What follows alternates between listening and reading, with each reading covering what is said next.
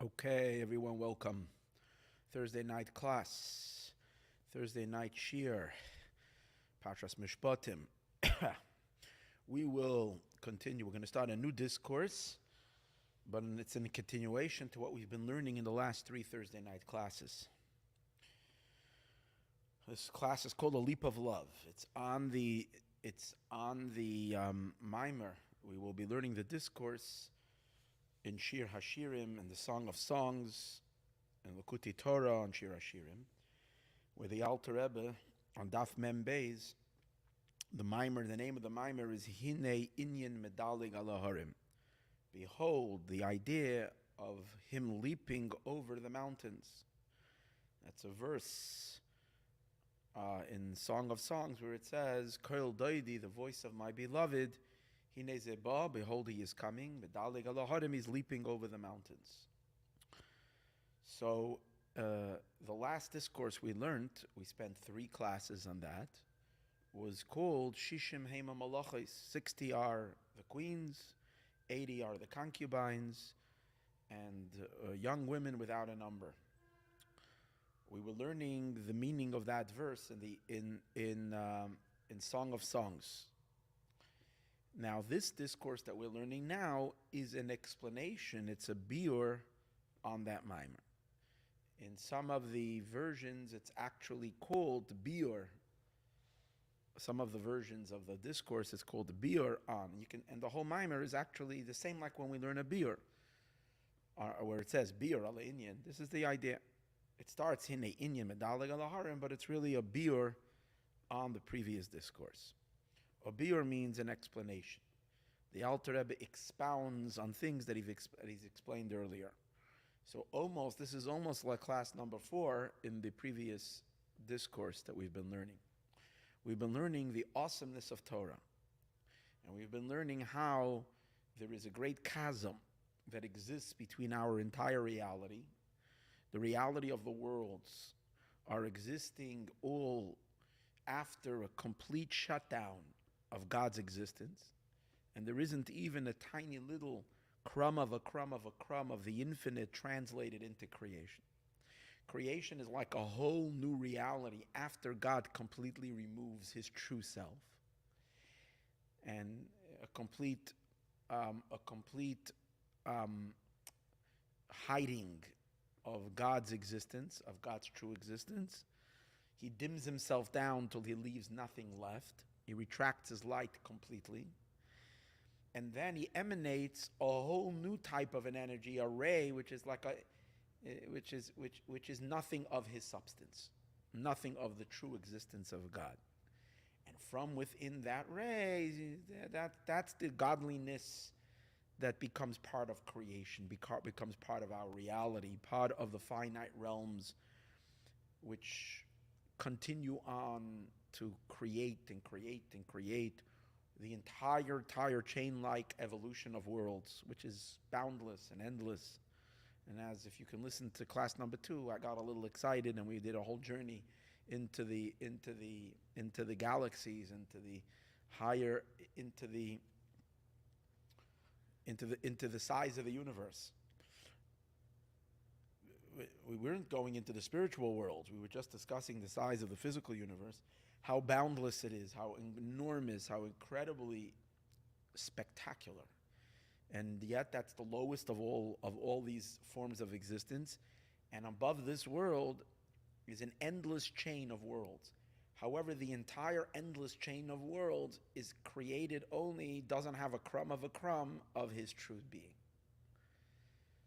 And God creates it as if by being outside of it. His energy wills it, but he doesn't enter into it in that sense.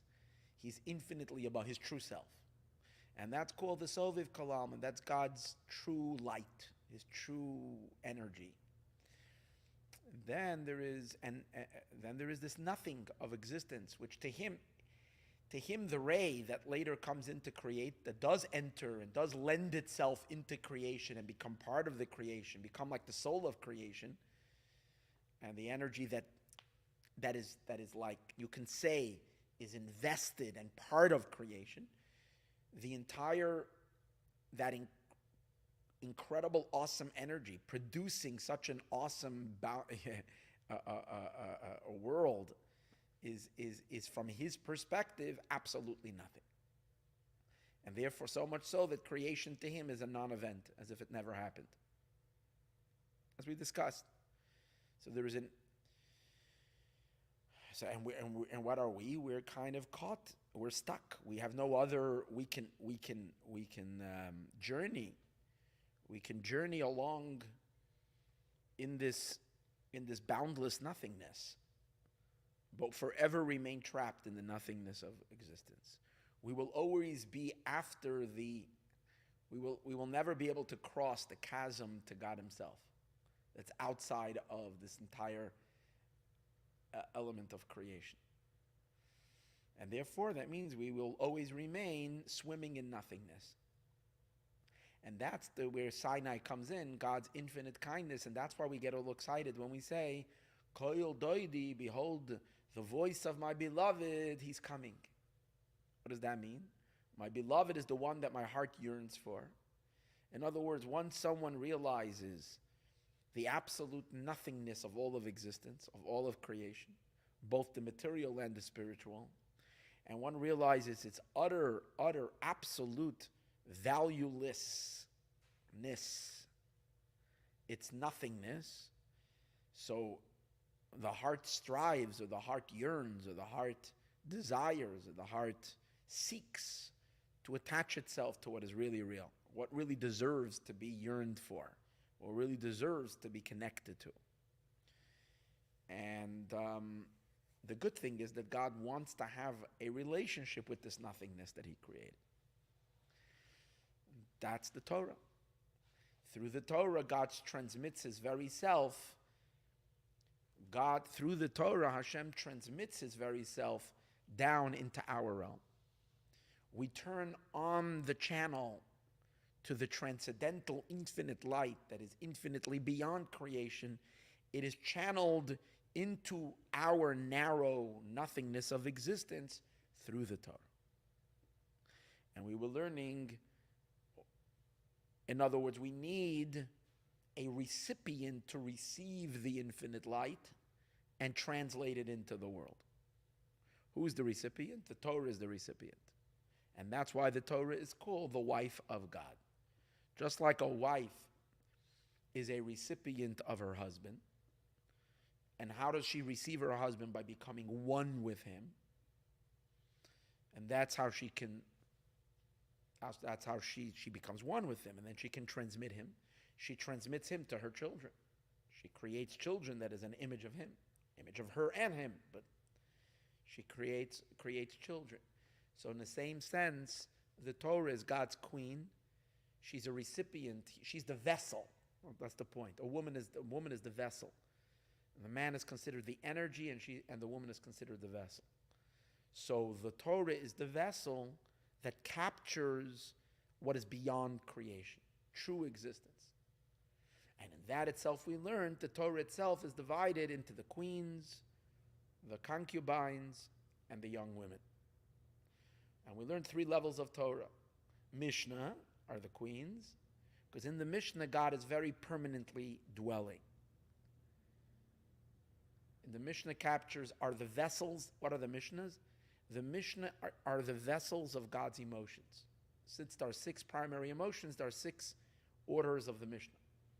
And since in each one of these 6 orders of Mishnah, which each one corresponds to a different one of God's emotions, in which these emotions, God is coming from beyond our existence into our existence through these emotions. Each one is divided into 10 tractates, because each one of the emotions has 10 sephirot in the emotions. So therefore, we have the 6 emotions of God translates into 60 tractates of Mishnah. And when we're learning the Mishnah, we are tuning into God Almighty himself. So much so that when a person learns, is the main primary theme that we were learning was so much so that when a person is learning, they dissolve. It's not the person studying, and it's not you're not quoting, or it's not that the Mishnah states something. The Mishnah is God himself talking. The voice at Sinai, the transcendental voice that's above existence, you're now tuning into that very same voice at Sinai. It's manifesting in this world God's will, God's tastes. God Almighty's tastes, what is tasteful to him and what is distasteful to him. And if we ever think that we can mix in and try to add our own little 2 cents of why it should be like this and why it shouldn't be like that, that's absolute idiocy. Because how in the world, if all of existence is absolutely nothing in front of God, and here we're getting God to share with us his emotions, so what are we going to correct his emotions? And tell him we think it should be a little different, the Torah law should be a little different? Torah is absolute. But it's God's emotions. It's how he sees, it's his kindness, his severity, his beauty, his compassion, and so on and so forth. Manifesting in the 6 orders of the Mishnah. Then we learn, so they're considered, that's why it's called 60 queens, because the queen is openly married to the king. She's a very direct and open vessel. That's the point. She's a constant vessel and container for the king. However, the concubines are of a lesser stature.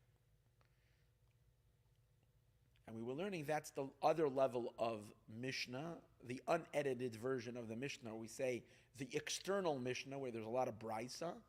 Brisa are the statements of the rabbis who are the same rabbis of the Mishnah, but it's not the most edited version. It's the more outside teachings. Brisa means outside. It's still, and where do we find them? Usually in the Talmud. The Talmud, usually on every Mishnah, the Talmud will give you a whole slew of Brisas. And that's really what the Talmud is busy doing.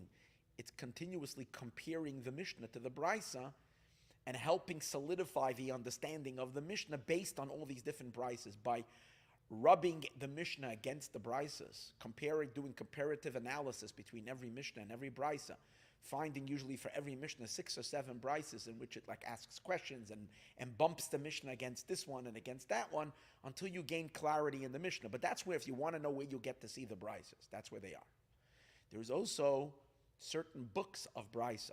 They're called Tosefta, and they're in the back of the Talmud. You'll find Tosefta. A famous Brisa that you all are familiar with or might be familiar with is the 6th chapter of Tractate of Ethics of the Fathers. We know there are 6 chapters in the Ethics of the Fathers. 5 of them are Mishnah. The last one is Brisa. That's why it opens up with the words, Shanu Chachamim Beloshen HaMishnah. That the Chachamim, which is really stating a Brisa, we're adapting the style of the Mishnah. Now the style of the Mishnah is it's very short and concise. It usually gets straight to the point. And the Brisa is a little bit more elaborate. So we were learning the Brisa is a vessel for God, but it's not of that same level quality vessel like the Mishnah. So therefore, the Or Ein Sof dwells in the Brisa. God dwells in the Brisa. The infinite transcendence of God Almighty himself dwells in the Brisa, but not every day, or not every moment. Now, that's one part of what we discussed in last class. That's a significant part that we didn't really expound on. And that's what's going to be expounded and much clearer in this class.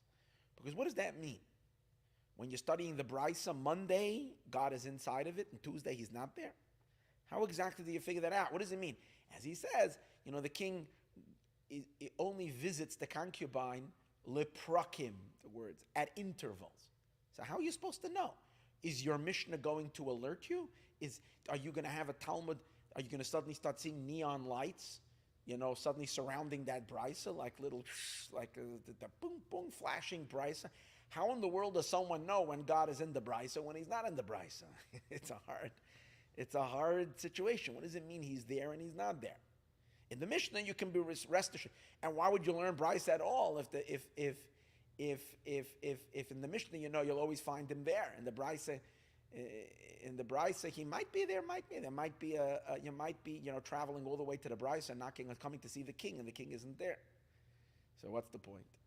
So that needs clarification, and I think by the end of this study that we're going to learn now, we're going to get a better understanding in this whole idea of God's dwelling in the Mishnah, and what does it mean that in the Braisa he's there only leprakim. And another thing to understand, the level of the Ein Sof that's in the Braisa is a little bit more tempered down. It's already a little bit more weaker. So it's, first of all, it's not steady, and it's also a lesser quality. So we need to understand that as well. It's the same thing. It seems to be the same thing like the Mishnah. It's expressing God's tastes, what he desires, what his emotional tastes are,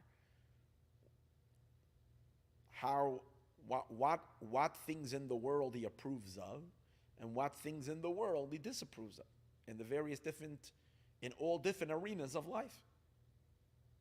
So how is it different? Now let's go to the third part we learned last week. We learned that the Talmud is also a dwelling place for God.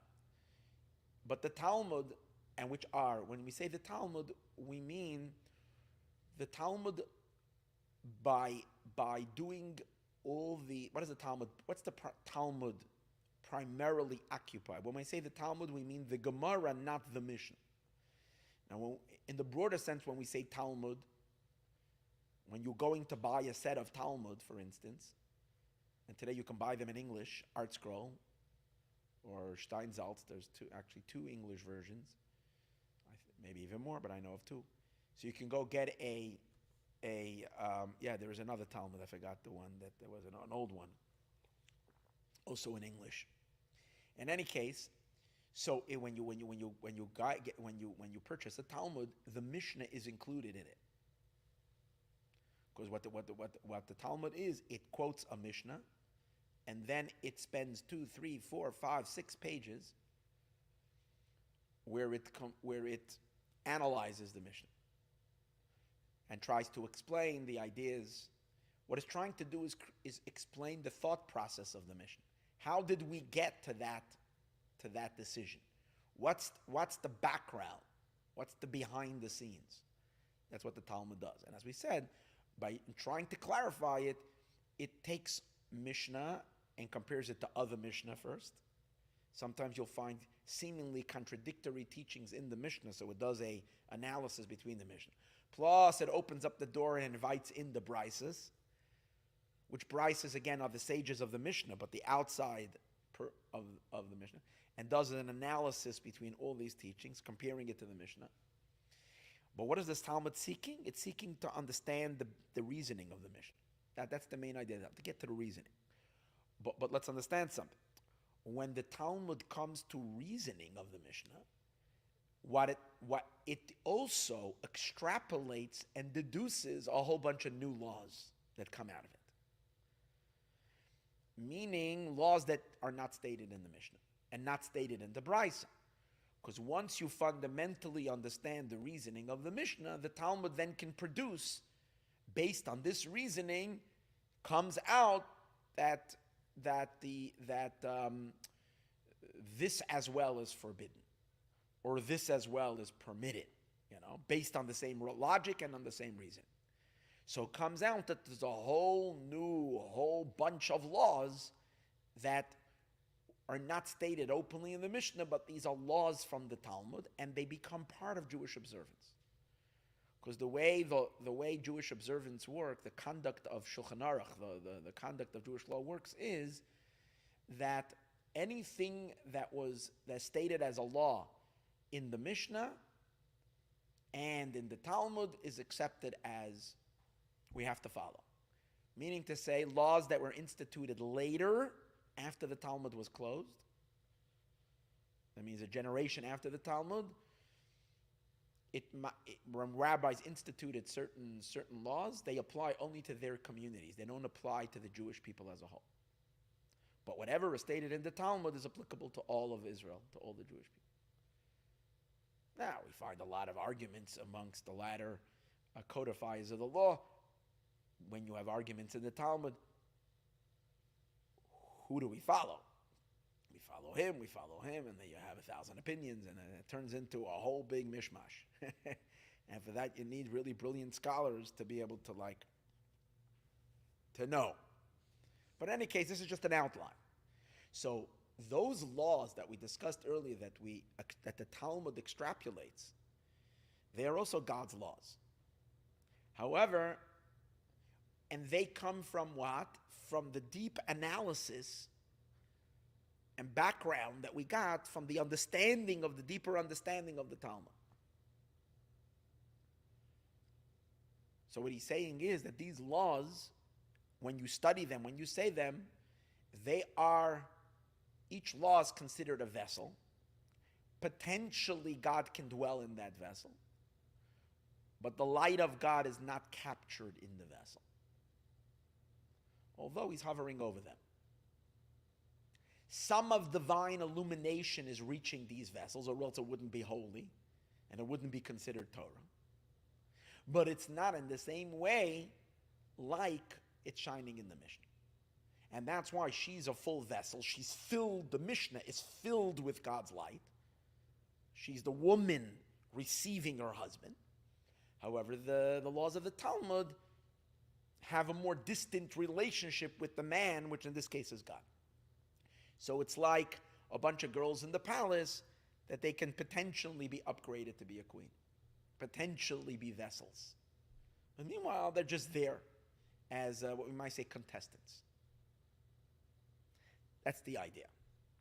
What we are going to learn over here is, and as we touched upon it in the last class, but we're going to clarify it and get a better understanding. That's not to degrade the Talmud. That's because the Talmud, actually, those laws are reaching for a much higher light than the Mishnah. Because it's reaching for a much higher light, a much higher and deeper light, a presence of God, God as God is on a loftier level. In other words, it's not reaching for God's emotions, it's reaching for God's intelligence. And being that God's intelligence is so supreme and so infinite and so incomprehensible, so when you're attempting to trap that in a vessel, if you can get a tiny little crumb of it, you're happy already. The emotions, however, lend themselves more into vessels than the intellect. And that's the reason why the Mishnah can be filled with God's light, because it's the emotions. But the Talmud is the intelligence. So because it is so high, it's elusive to the vessel. And as we learned last week, that's why when you study in Talmud any reason of something, the reason is there, but you can sense after you finish learning that it's above you. You haven't cracked the reason to its fullest. So the what in Torah we can know very clearly. The why in Torah we can't know so clearly. The Mishnah is concerned with the what of the law. The Talmud is concerned with the why of the law. And the why is probing into God's intelligence. It shouldn't be a wonder that we can, even if we can just skimp it on the outside, we can't really get it in the inside. And that's why, okay, that's the ideas we're learning. What we're going to learn in this discourse now, number one, we're going to have a better understanding on the whole concept of why creation itself does not capture anything of God himself, and how creation is just a product of a disconnected ray of him. And I say disconnected, meaning to say, first God shuts himself down completely of being visible, removes himself from the visibility completely, and then he reintroduces a light that is possible for creation, which that light is already a quantum disconnect from him, a quantum leap. It's a whole different realm.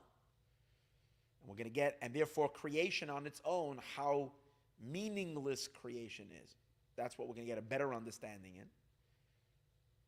And that's why when God does come and reveal himself by the Torah, he's leaping. Behold, my beloved is leaping. The leap is because God leaps over an unbridgeable barrier. He leaps a boundless and absolute distance. He leaps into the nothingness from the true something. The nothing is how distant from the something, an infinite, boundless distance. And God makes a leap from himself into the nothingness to bring us the Torah. And that's why we can understand why the woman, which is Israel, exclaims with enormous joy, "Behold the voice of my beloved that has been muted since God created the world. We never heard his voice. We know he's there. I've been pining for him for thousands of years, and finally we're hearing him. He's coming. He's crossing that barrier." That's the awesomeness of the giving of the Torah. Medaleig. So that's one thing we're going to get a better understanding in. We're going to get a better understanding on how, when he leaps and does enter the differences between the Mishnah, the Talmud, and the Brisa. Going to get a better understanding. And then another interesting point we're going to see is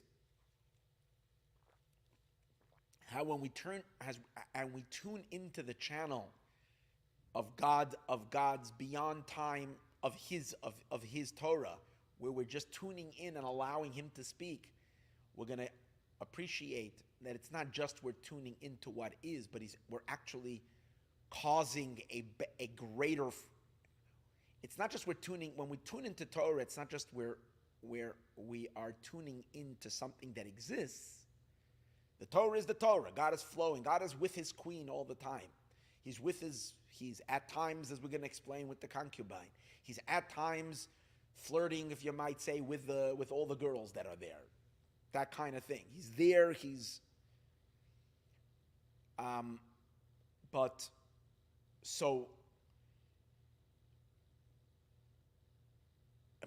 that's just the reality. And all we need to do is tune into it, and it's happening. It's happening to us. That's the way we understood it till now. Now we're going to see, no. When we're learning, we're actually making it happen. We're making the union between him and his queen. We're making the union. We're making the Mishnah be the Mishnah. We're making the Brisa be the Brisa. And we're making those young women be in the vicinity of the king. We're bringing the Mishnah and the Brisa to him. Without us, he's completely retracted from the vessels. He's not, because why is he coming? Why is he coming to begin with into this whole arena of worlds? Because he's madly in love with us. That's the whole thing. That's why it belongs in Shir HaShirim. This is the love song.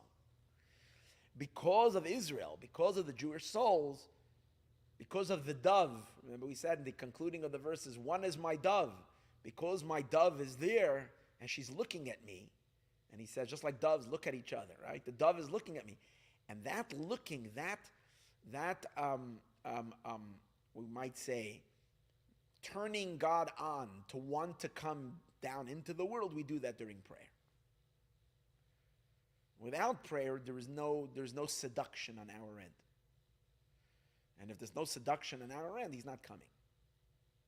And what's our seduction? Our seduction is that we're going crazy without it. And that's in prayer. We reach a point where we can't bear the fact that we're stuck in this foolish existence of the cosmos. We want him. I just did a synopsis of the entire discourse. Whoever wants to go to sleep already, good night, go to sleep. And whoever wants to hang along for the long haul, stay in. Here we go. Beginning in Shir HaShirim, Daf Mem Beis, Lekutei Torah. Now again, this is so beautiful because we are learning now, this week's Parsha, Mishpatim, is actually so fitting with Mishnah, Brisa, Gemara, because the entire Talmud is based on Parshas Mishpatim.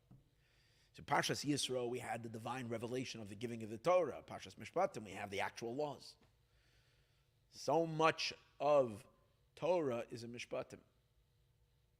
Baba Kama, Baba Metzia, Baba Basra, Sanhedrin. What else? And certain parts of other tractates are all in Mishpatim. Okay. Hinei, let's learn Inyan Medaleig. What does it mean that he leaps over the mountains? The idea of him leaping over the mountains, is as follows. Hu al derech mashal, this is by way of analogy.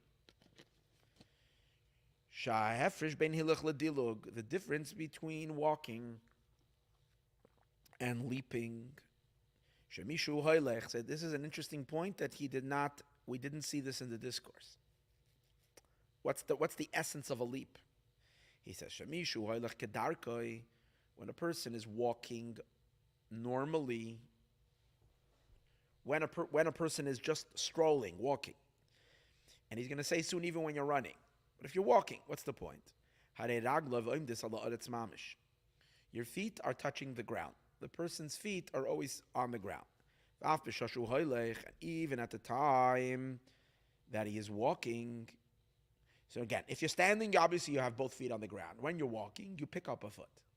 You pick up your leg. But when you're picking up your leg, you're only picking up one leg at a time. So there's always one leg on the ground. That's when you lift up only one foot. But a second leg is standing on the earth.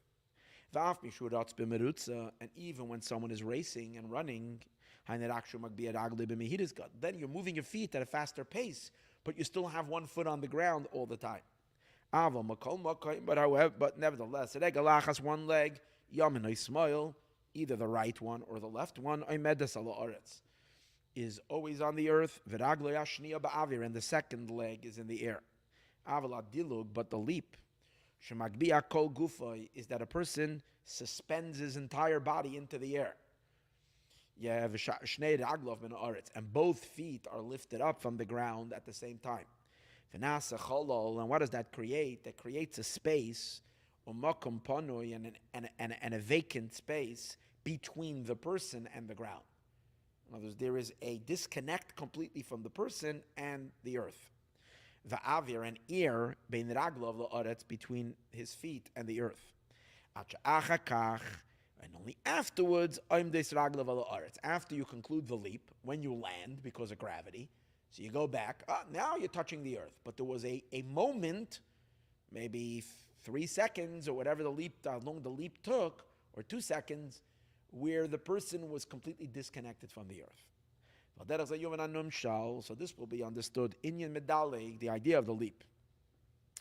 So first he's going to explain the leaping, not the leaping that God is leaping by the giving of the Torah, where he's transporting from above into the creation. First he's going to explain the leap as it applies to creation itself. Over there was also a leap. But over there, the main point of the leap is not him crossing the space, but the creation of the space. In creation, the concept that God disconnected, it's almost like it follows. Before creation, God was standing on the earth, means that in the space of the world, God was present.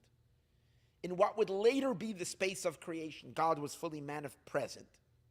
The fact that he jumps up and pulls both feet away, if he would only lift one foot, would mean that he's keeping less of himself. He would be dimming his light. There would be less of himself on the earth in this space. The fact that he leaps with both legs means that he completely retracts himself from the space of creation. He takes himself out completely. There is nothing of him there. There is and thereby creating an empty space of nothingness. And then later he lands back in. What's the idea? That's not him. That's a little ray of him. A little love. That's the concept as it is in creation. In order that there should be the coming into being of the worlds. Abiyah is abbreviation for the four worlds, the sum totality of all of creation and all of the world existence.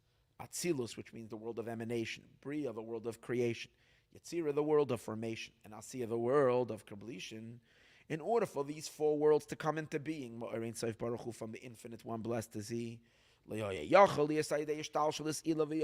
was not possible through the evolution of cause and effect.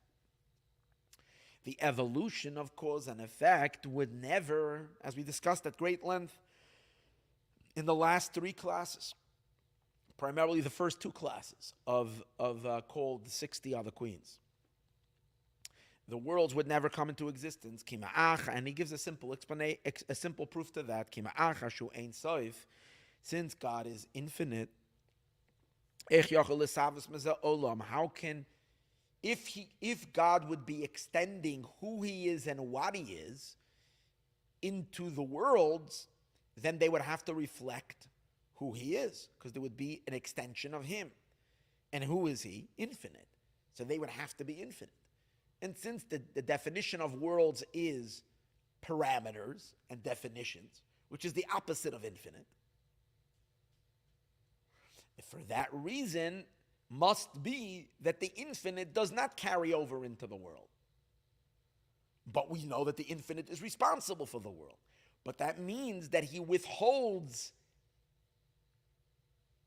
the infinity of the infinite, he withholds. And what he does give is since the infinite, connects to what we're learning in the Mashiach daily classes. He withholds the infinite of the infinite, and he extends, being that he's infinite, he has to be able to project the finite light as well, or else he wouldn't be infinite. So what he is projecting is his ability to be finite, which is obviously barely a ray of his infinite, which is not, however, carrying over anything of the infinite of the infinite. See, when he looks at the ray, he can see the ray really as infinite.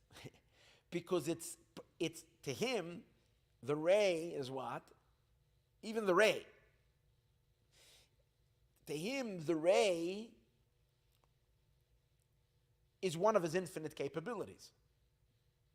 That he can even dim his light to the finite. But to the recipient, all we're getting is the finite. So by us tasting the finite, we're not tasting the infinite. He sees in that ray also the infinite, but from the recipient's end, we're only getting the finite. So again, since God is Ein Sof, he's boundless,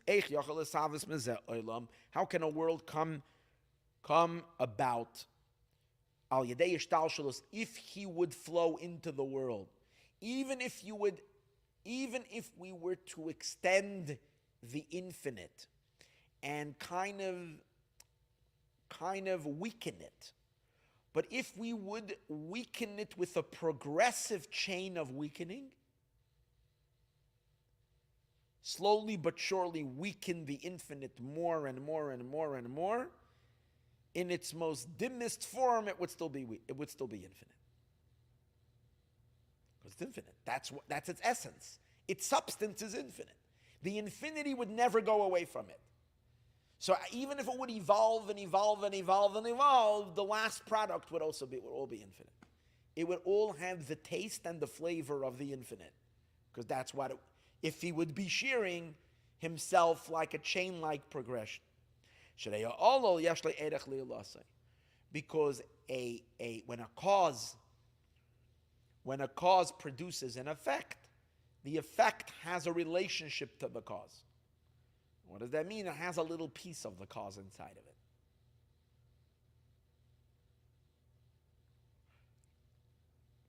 So if the worlds would be created in a way that they have a little piece of God inside of them, then they would also be infinite. But now that we see the worlds are not infinite, must be they don't have anything of it. Masha Enkin Oilamos, which isn't the case with the worlds, Lagabe Ein Sof Baruch Hu, to the Ein Sof, which they have no significance at all to him. They're nothing to him. And therefore, so how are we going to get worlds? How are worlds going to be produced?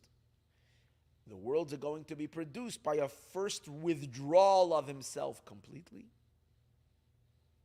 So whatever once was is completely not. And something utterly new is going to be introduced. And from there can come a boundless chain of worlds. but they're all going to share something in common. They're all going to be worlds with definitions. And therefore, for that reason, there needed to be a contraction, and an empty space. As explained in the beginning of the book of Eitz Chaim. And there read, first, God contracted his light completely. What does that mean? He departed, and the light became reabsorbed in its source. What does that mean? In the luminary. There is a luminary that produces the light. The light was drawn back into the luminary, which means there shouldn't be, like imagine the sun suctioning up all of its rays, that none of the rays are leaving the sun. They all go back into the sun. And the worlds and the space, the atmosphere goes absolutely dark because the sun pulls everything, all its rays back into itself. That's what God did. He pulled all of his light back into himself. And what did that produce? An empty space, a void, and an empty space, a void.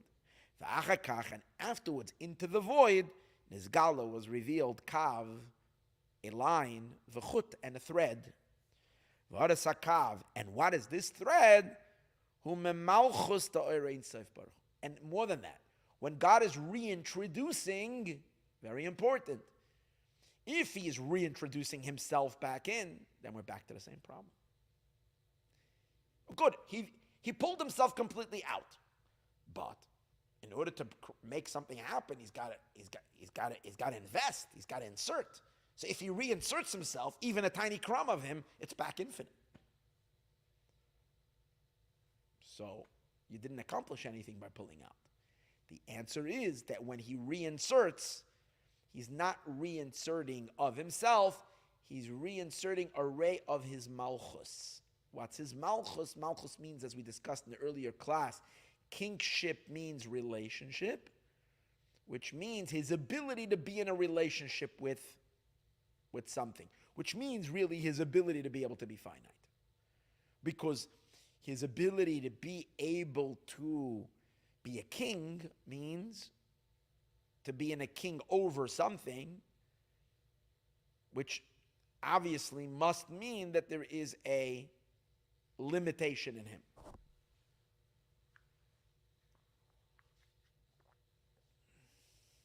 Because without the limitation in him,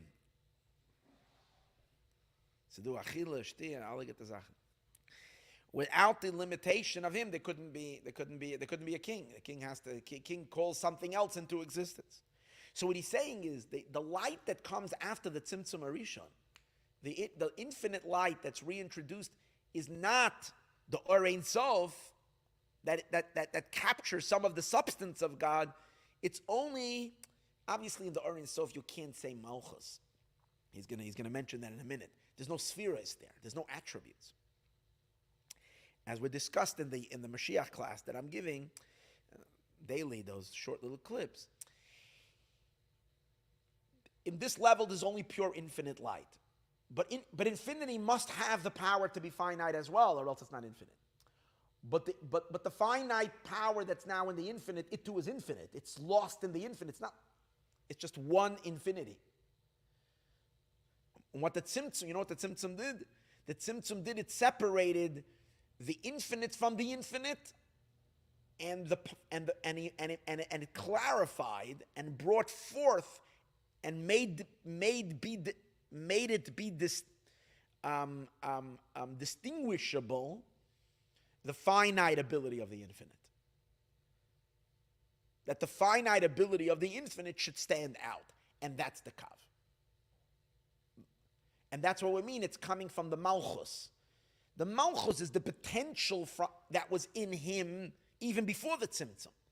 The potential in him to relate, to emanate in the finite.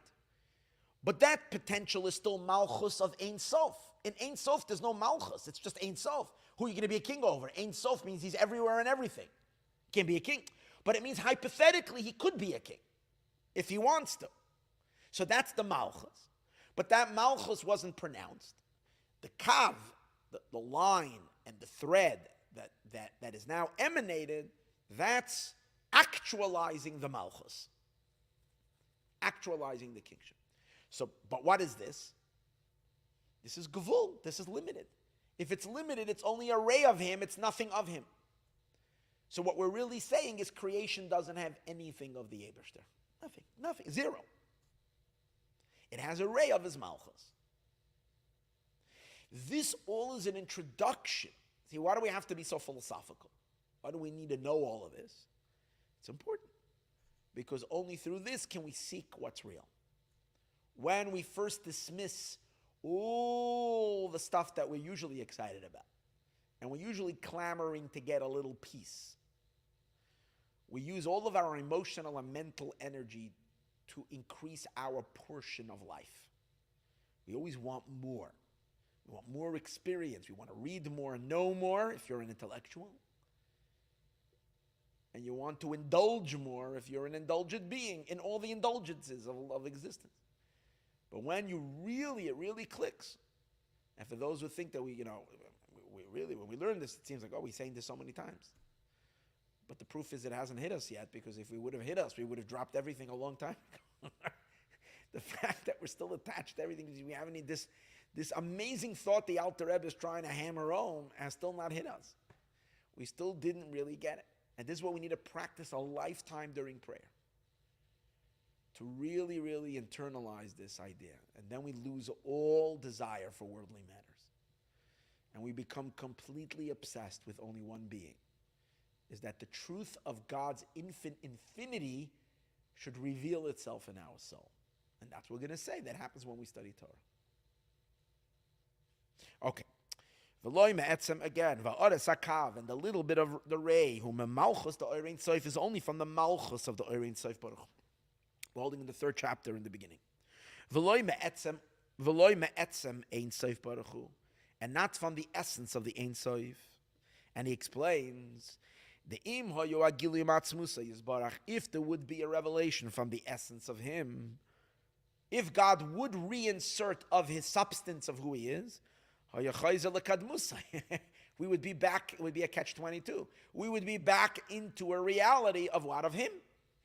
Belishum Omen, there wouldn't be space for worlds anymore. And that's why it says, Malchuscha, Malchus kol olamim. That all the olamos, all the worlds, what are they hinged on? What's their platform? What's their bedrock? What's their founding stone? Your kingship. But beyond your kingship is not a source for them. Quite on the contrary, beyond your kingship, if that level of God's truth would open up into the world's consciousness, it would obliterate all worlds. If we were to have eyes to see that, feel that, and to know that, we would not exist. It wouldn't be possible for any existence to exist other than God. Only from your kingship, came all worlds, through a thread and through a line. Now he brings the Inyan, he brings in parentheses. The Inyan Malchus the Orein Soif. What's the Malchus of the Orein Soif? I am be'etz Chaim, v'zel shoynai. Take a look at Eitz Chaim. Eitz Chaim is a quote from the Arizal. Shar Mem Aleph Perek Gimel. What does he say? It's as if we would say, by way of analogy, Shu b'chinas Malchus shebe Malchus. V'af al pi she'enoi kein. It's as if we would say, in a way of analogy, the Malchus of the Ein Sof. Because you can't define Malchus, there's no spheres there. There's no demus and there's no sphera. There's no attribute. We're talking something that our ears can hear. We will speak so. So you see that we can that we're just using a term very, very, very, very, very, very loosely and very vaguely to apply to the chitzonius of the Orein Sof.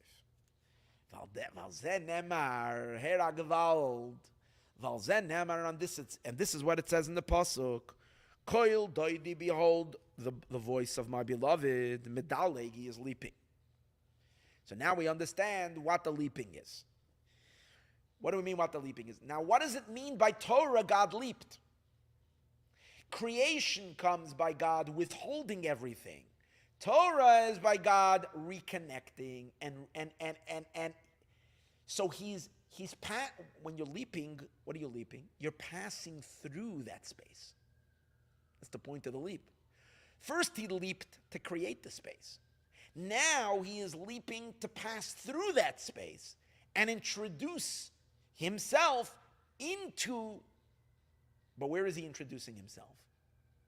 He's introducing himself into the vessels of creation. Which vessels? Into Chachma. But this is not Chachma of creation, this is the Chachma of Torah. But Hashem is introducing himself into the Spheros.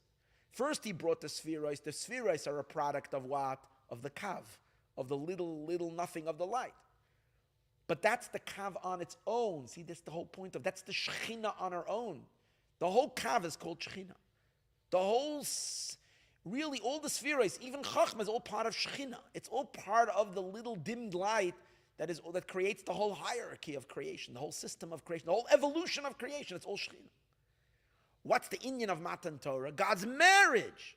L'shem yichud kutshe berichu shechintei. HaKadosh Baruch Hu is now coming into Shekhinah. What is HaKadosh Baruch Hu? HaKadosh Baruch Hu is what's beyond the tzimtzum. He himself, the Orein Sof that's higher. But where is he going to? He's going into the vessels. He's going into the kav and into the container. Through where? What's the meeting point? Chachma.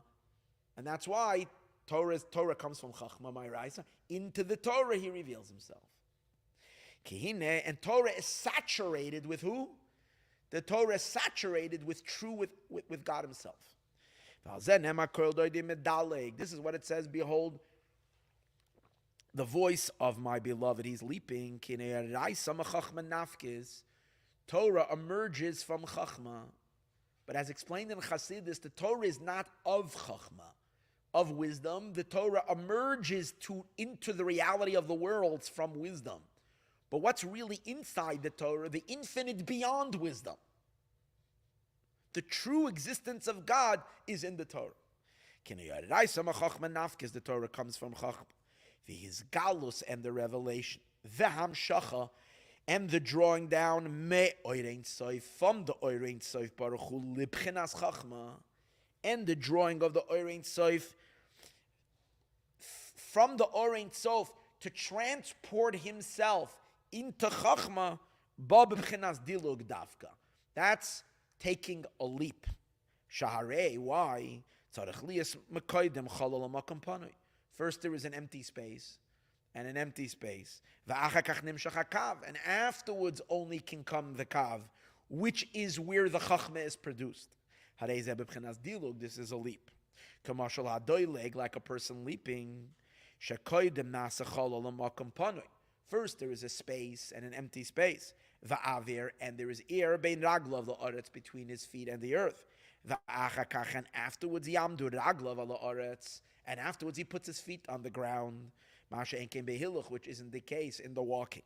And so it is above. When the Ein Sof Baruch Hu comes to Chachma, Nimshach, he has to leap over the empty space.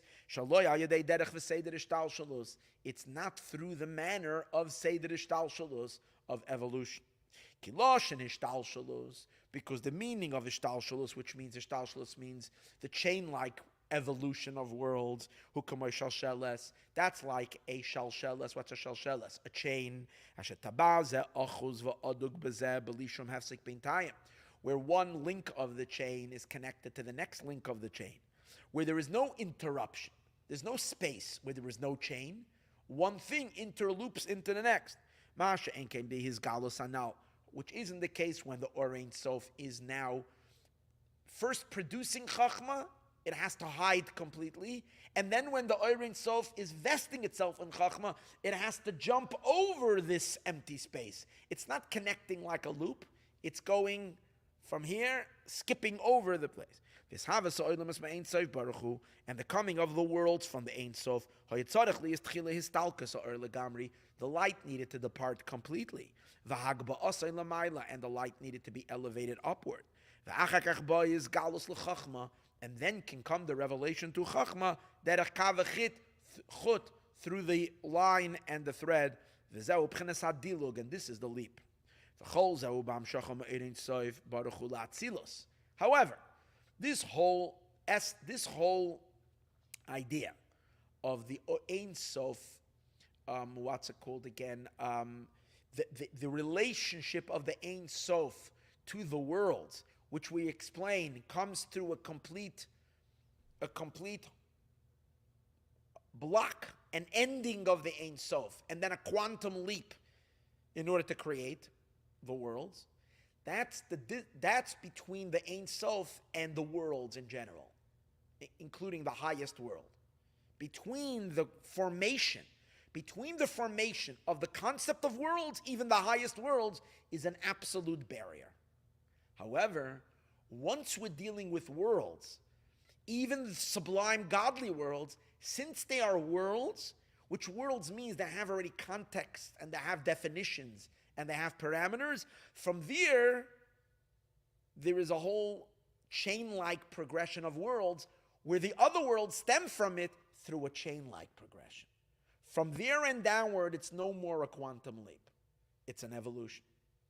That's all within the Kav itself. As he says, and all of this is in the Hamshach, in the drawing, Me'ein Sof Baruch Hu, from the Ein Sof la Atzilus to Atzilus.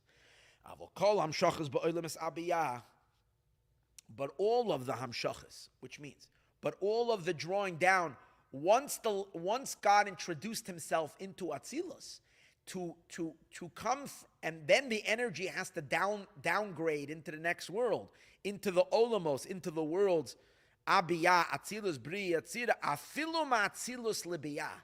Even taking the big leap, Atzilus we know is a divine world. Biyah are three stages in the created realm. Biyah means creation. Bria means creation. Yetzira, the Yud of Biyah, stands for Yetzira. Yetzira means formation. And Asiya stands for action or completion, or the material world. So these are all levels in creation. So we would think that what? That the divine world from the creation world is also infinitely apart and has to thereby be through a quantum leap. He says no. From here and onward, everything is already in a chain. It's not called a leap, because that's already by form of evolution. V'hagam, it's through like a chain-like in that. V'hagam sheba Atzilus. And now he asks the question: how can you compare the three lower worlds to Atzilus? V'hagam sheba Atzilus. So in other words, how can Atzilus give birth to Bria, Tzira, and see in a way that the baby is like the mother? How can there be a continuation from Atzilus into creation? This is divine. V'agam sheba Atzilus il v'chiyu v'garmiu chad. Even though in Atzilus, he and his Sephirot are one, the vessels of Atzilus, which are called both Oiros and Kalim. So the Oiros are called Chiyuhu. They're called the life. The Oiros, the lights of the Sephirot, are called Chiyuhu, their life forces. Garmu are called the vessels, the containers, which they are and in Atzilus he's one with them, but in Bria he's not one with them. They're already separated because they live in separate consciousness. Hainu Atzmusai, the very essence of God, v'ha'or, and the light of Atzilus, v'hakelim, and the containers of Atzilus, hakol echad, he unifies and becomes one with them, and that's why Atzilus is divine. How can come from here a progression of worlds through a chain-like progression? Biyah, the three lower worlds, Bria, Yetzir, and Asiya, Shambale Gvul, which they are limited. So he answers to that. Mekom Makoim, Bekalim, the Atzilus, Gamkin Shayach Bechinas Gvul. The Kalim of Atzilus, even though they unify with God, they are. It is appropriate already to speak in them already that there's some element of limitation in them. They are the beginning of limitation. Even though we can't say they are limited, but they are related to limitation. It's already the source of limitation. Not the light of Atzilus. The light of Atzilus is still perfectly infinite, but the vessels of Atzilus, the containers, are already b'pchinas shayich pchinas gevul. It's possible already, the idea of gevul. Hey, wait. And since the light goes into these vessels, that means that is already shaychus of the gevul already in the lights as well. So that's how he's going to connect, as we'll see. Now this idea that Atzilus has already a relationship to finite, he has to prove that. So therefore he proves it from the Kabbalistic idea, a very beautiful idea, that shloishim kelim de zun, that the 30 vessels of zun means male and female of Atzilus. Zun stands for zuchra nukva, male and female, which means the 6 emotions and malchus, which are 7 altogether. The 6 emotions are the male, and malchus is female. So it says that the lower part of Atzilus has 10 sfirot. The Chabad, the Chachma bin Adas, doesn't engage the 3 lower worlds. It's above. But the 7 lower sphirot do engage with the creation. How do they though so? So it says that they have 30 vessels. What kind of 30 vessels?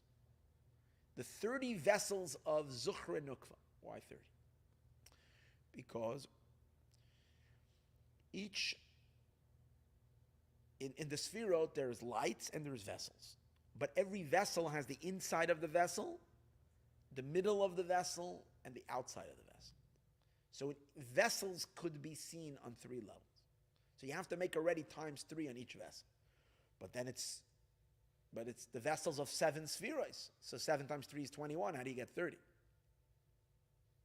The answer is, the Ze'er Anpin, the 6 emotions, has its own Chabad.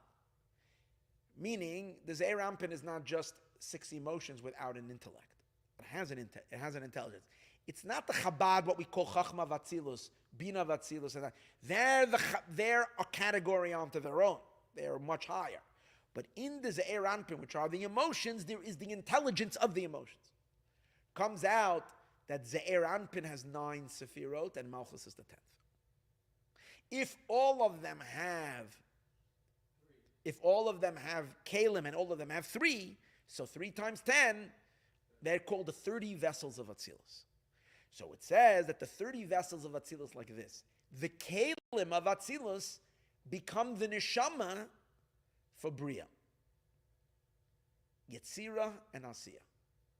How does it work? The inside of the vessels,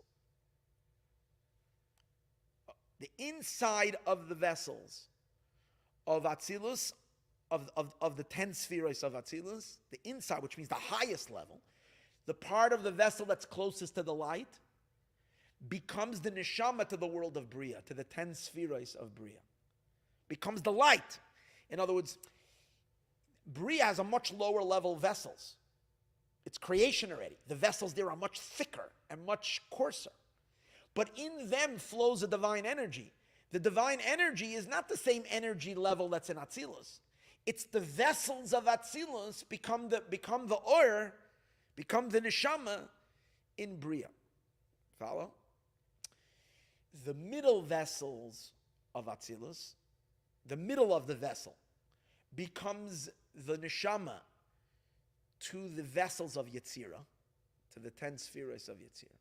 And the external part of the vessels, of all the 10 vessels of Atzilus, become the Neshama of the spheres of Asiya. So what is he bringing from here, from completion? We're seeing from here that there's a real investure or an investment of the spheres of Atzilus extend, the tail of them, so to speak, extend down literally into the 3 lower worlds. You have to say then that Atzilus is not absolutely and infinitely removed from the 3 lower worlds. Because if it would be of a complete different category, which has no relationship whatsoever, then even a little, then it couldn't deliver anything of its substance into the next world. The fact that Atzilus does administer of itself to become the neshamas, the souls of the next world, to become the life force of the three lower worlds, means that there is a yachas, there is some kind of relationship between Bria, Yetzirah, and Asiya, and Atzilus. So we have to say that Atzilus has. Now, how can that be? Bria, Yetzirah, and Asiya is Gevul, is limit, and Atzilus is Beli Gevul. So you have to say that Atzilus has already a shaykh, the kalim of Atzilus, the vessels of Atzilus have already a shaykhus, have already a relationship to Gevul, to limitation. But that's only from Atzilus and onward. Beyond Atzilus, Ein Sof. And therefore, to go from the Ein Sof to Atzilus, that already is through a complete breakaway. There's nothing of the substance of the Or Ein Sof in Atzilus. That's the idea. So let's read it inside. And therefore, Lechein Shloishim Kalim Dezun, the 30 vessels of Zuchar v'Nukva Melim Filam Mislapshim, they become enclosed, Bibiyah, in the three lower worlds. Mamish v'Nasim Neshama Lehem, and they become the Neshama to the three lower worlds. Ukemashal Neshama. Now, good, so you'll say, but that's only the Kalim. Maybe the Or of Atzilus is pure infinite light. But he says, Ukemashal Neshama Shemesachedes Amagov, and just like the Neshama that becomes unified with the body. Now, let's take soul and body in the human experience. Our soul is so much loftier than our body. This is spirit and this is matter. And yet, when we get an injury or a bang or a bruise on the toe, you bang your toe against something, you stub your toe, it hurts. Who's feeling the pain? The soul as well. The soul is feeling. You're feeling uncomfortable in your soul, not just in your body. It registers in your entire consciousness, including your soul. Why? Because they become one. So a commercial machav beregel, and just like a pain in the leg, margeshes on the neshama feels afsha guf gashmi, even though the body is physical. Neshama ruchnius, and the soul, the spiritual, kach esas spheres the biyah hem gufim. The 10 spheres of Biyah, they are the body. The Kalim, and they are the vessels, Lekalim da Atzilus, to the Kalim of Atzilus, Shanasem Neshama Lahem, that becomes their Neshama. So even though the vessels of Atzilus are so much higher than the Biyah, than the creation vessels, but the fact that they can become a Neshama to them means there's already a relationship, just like our Neshama and our bodies are unified. And one impacts the other. But by God we say, God is not the neshama of the four worlds, because or else he would be when we would stub our toe, he would hurt him in a way that it really hurts him. It makes a difference in him. And we say, Ani Hashem lo shanisi, God is not affected by anything that happens, and that's because his relationship with the worlds is through a complete cutoff and a insertion of not him. A nothing of him that comes in. He's unlike the investment of soul and body. And just like the manner of the way the soul encloses itself in the body. Now he wants to show. Once we've established that the relationship between Atzilus and the three lower worlds is like a soul and a body. Because the vessels of Atzilus, the 30 vessels of Atzilus, become the soul of the three lower worlds. Now, so then we can say, now how does that happen? That comes in a chain-like progression. What does that mean? And we said earlier, the higher vessels go into Bria, the lower vessels go into Yetzirah, and the lowest vessels go. That means there's less of Atzilus in Yetzirah than there is in Bria. There's less of Yetzirah. There's less of Atzilus in Asiya, in the world of completion, than there is in the world of formation. So it's with gradations. And that's exactly what Hishtalshalus means. Hishtalshalus means a chain-like, it's descending slowly from level to level. It's evolving, it's relating to each level stage by stage. It's not uniform everywhere the same. As opposed to the Or Ein Sof, is equal everywhere. Because nothing is closer to it, nothing is farther than it, it's beyond the whole everything. And just like the manner in which the neshama clothes itself in the body. Is in the way of chain-like progression. Just like we see physically in the body. That what? That when our soul goes into our body, in our head, there is more soul than in our body. That means the powers of the soul are able to open up more in the brain. The more higher energies of the soul, the deeper powers of the soul can open up in the brain, but they can't open up in the feet. The feet don't have the sophistication of vessel to be able to manifest the higher levels of the soul. The hands of a person can function and can do activities that are more delicate and more inward. Your hands are able to you're able to write things with your feet. You can't. The motor skills of the hands are far more fine. Why? Because the hands are closer to the head. They're a more refined element in the body, and therefore higher and deeper powers of the soul can manifest in the hands than could in the legs. And then finally the feet. And that's the manner in which Hashem invests itself. The 30 vessels of Atzilus become invested in the three lower worlds: Bria, creation, Yetzirah, formation, and Asiyah. In the world of Bria shines a higher level. Bria is called the brain of creation. Everything in the physical, our physical body is a reflection of all three worlds. So if you look at a human being, you see the three primary sections, even in the physical body. From the feet and downward is one section. The torso, which includes the hand, the heart, is the midsection. And then the head is its own unit. So too, the world of Bria is the cosmic head of creation. The world of Yetzirah is the cosmic torso of creation. And the world of Asiyah are the feet of creation. And just like in the human body, these three sections are divided not only from the body's sake, but also from the powers of the soul. So to the lights of Atzilus, the divinity of Atzilus, manifesting in the next three worlds, which is the soul, will be an equivalent to the vessel. And even Shetzarich. But now he's saying Vagam Shetzarich is parsim of sekes bein Atzilus lebria. Now we seem to have been implying that what? That from Atzilus to Bria, from the world of Atzilus to the world of creation, the world of emanation to the world of creation, it flows evolves very directly. But we do know what it says in Kabbalah, that between Atzilus and Bria there is a partition, which seems to imply the same idea that there is between the Ein Sof and the creation, a breakaway. Because it says there is a parsa.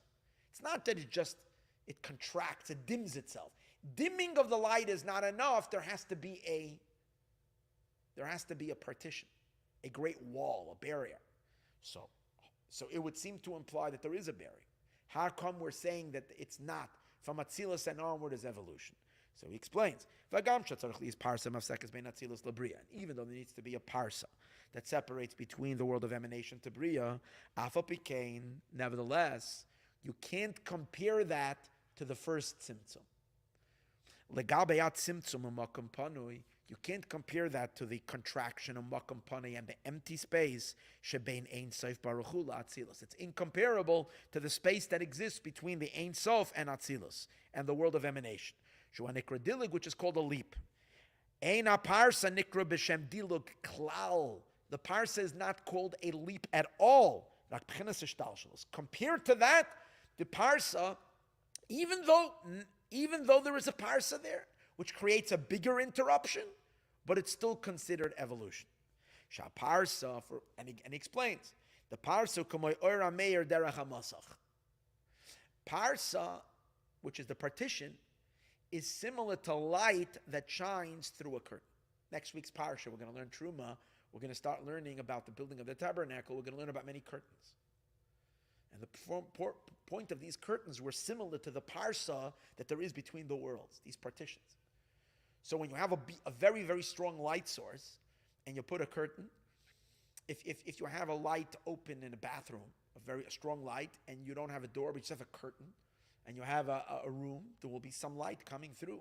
Because even though there's a curtain, light goes through the curtains. What? Huh? It's going through this curtain, yeah. There's a curtain right over here, yeah. For those who don't see, I have a light ahead of me, top of me, which has a curtain. And the light is coming through it, even though it is so it weakens it, but it's still the same light. It's not a new light. The light on the other side of the curtain is the same light. It's weaker. If it's depending on the thickness of the curtain, it could be but some light is coming through. Between Atzilus and Ein Sof doesn't say there's a parsa. Over there was complete tzimtzum, and Hashem removed the light completely. There was nothing. There was a no and then a yeah. Here it's just a reduction. It's always a continuation from what was. Question is, how much continuation? Gradations, but still a continuation. You never came to a point where there was a no light. That's not. And then he gives a more elegant example. A light with a curtain, that's one. Light still comes through. Another example is when a teacher has an idea and shares the idea through a metaphor. So the metaphor is considered. So it's like this.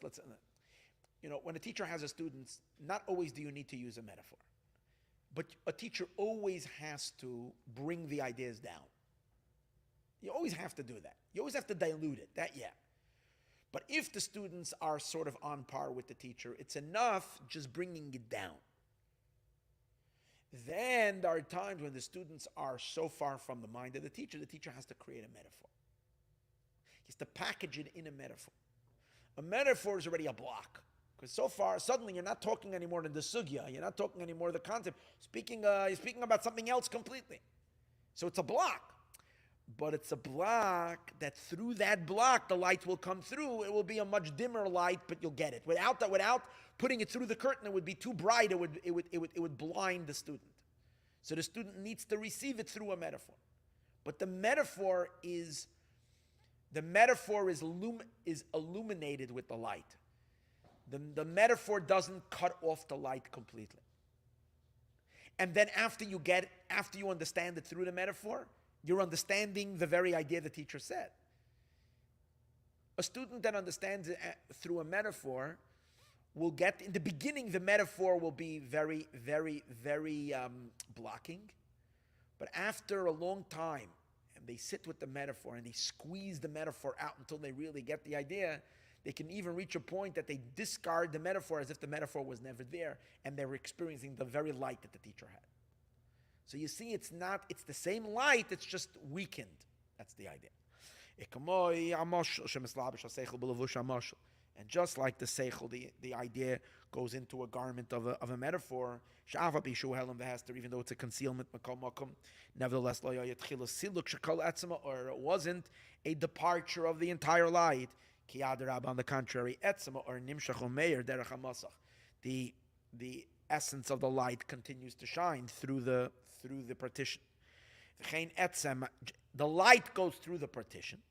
He brought two examples. And the essence of the idea, mislabish b'hamashal, becomes enclosed in the analogy, in the metaphor. There's something there to darken it, to dim it. Umasach, and a partition, a screen, so that the recipient can receive. However, from the Ein Sof, the emanator to Atzilus, there first needed to be a complete retraction of all the light into its source. There had to be a removal completely from the light, without having even any trace of the original light left over. And that which is then revealed afterwards, Raka Ora, is only a ray that arkav only through this line, as we spoke earlier, this thin thread. V'zeu nikra dilug, and this is called a leap. V'nikra lamayla meseder ishtalshalus.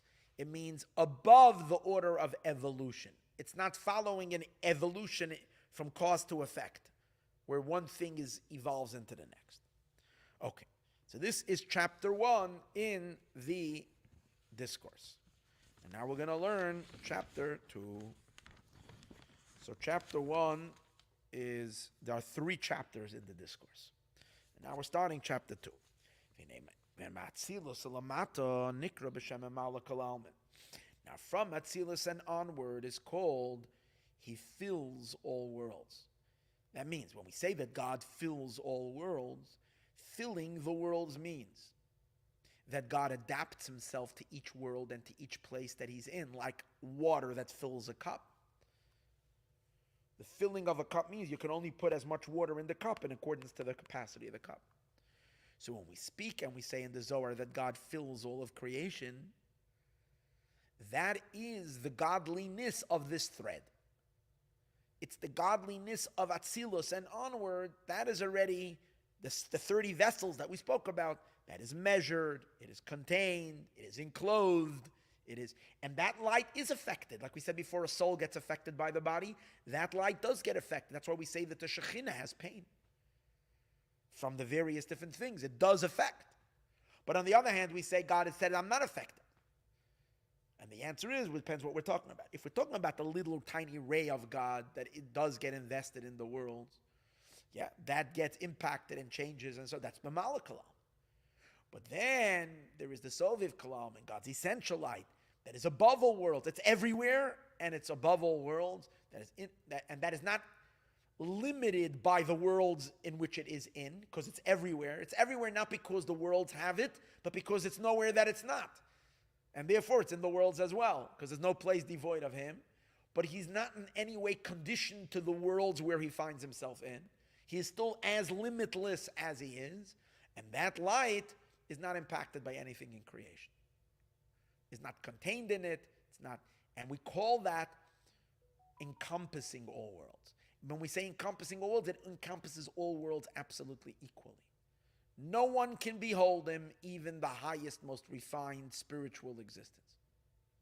And no one is too low for him to know inside out. Nothing is too high to grasp him, and nothing is too low for him to grasp. He is grasping everything. Nothing is grasping him, but he's grasping everything equally. And he's later going to say, that light is hidden from us. But when that light will turn on, it will turn on everywhere equally. And therefore, you don't have to be sophisticated to experience that truth of God. When that light will turn on, even a stone will know him. And that's the secret, that our bodies will not have to eat food when Mashiach comes, by the time of the resurrection. Because finally, by the time of the resurrection, that level of God, so to speak, God himself will move into the world. Move into the world meaning move into our space that we can experience it. And dead things will come alive. And even the physical thing can live directly off God without needing food, not needing any. Because the entire scope of divine interaction until Mashiach comes is all only with the interactive light, the limited light. That's all of our godly experiences. It's all within the measured light. And we work to become more spiritual, more refined, so we can experience more light. But we don't even begin to scratch the essence or touch the essence. Now we are doing it now through Torah and mitzvot. We're channeling and pumping the essence, but we have no clue that it's still hidden from our experience, although we're attaching it to ourselves. But the coming of Mashiach will open up those lights. Fascinating piece, chapter number 2.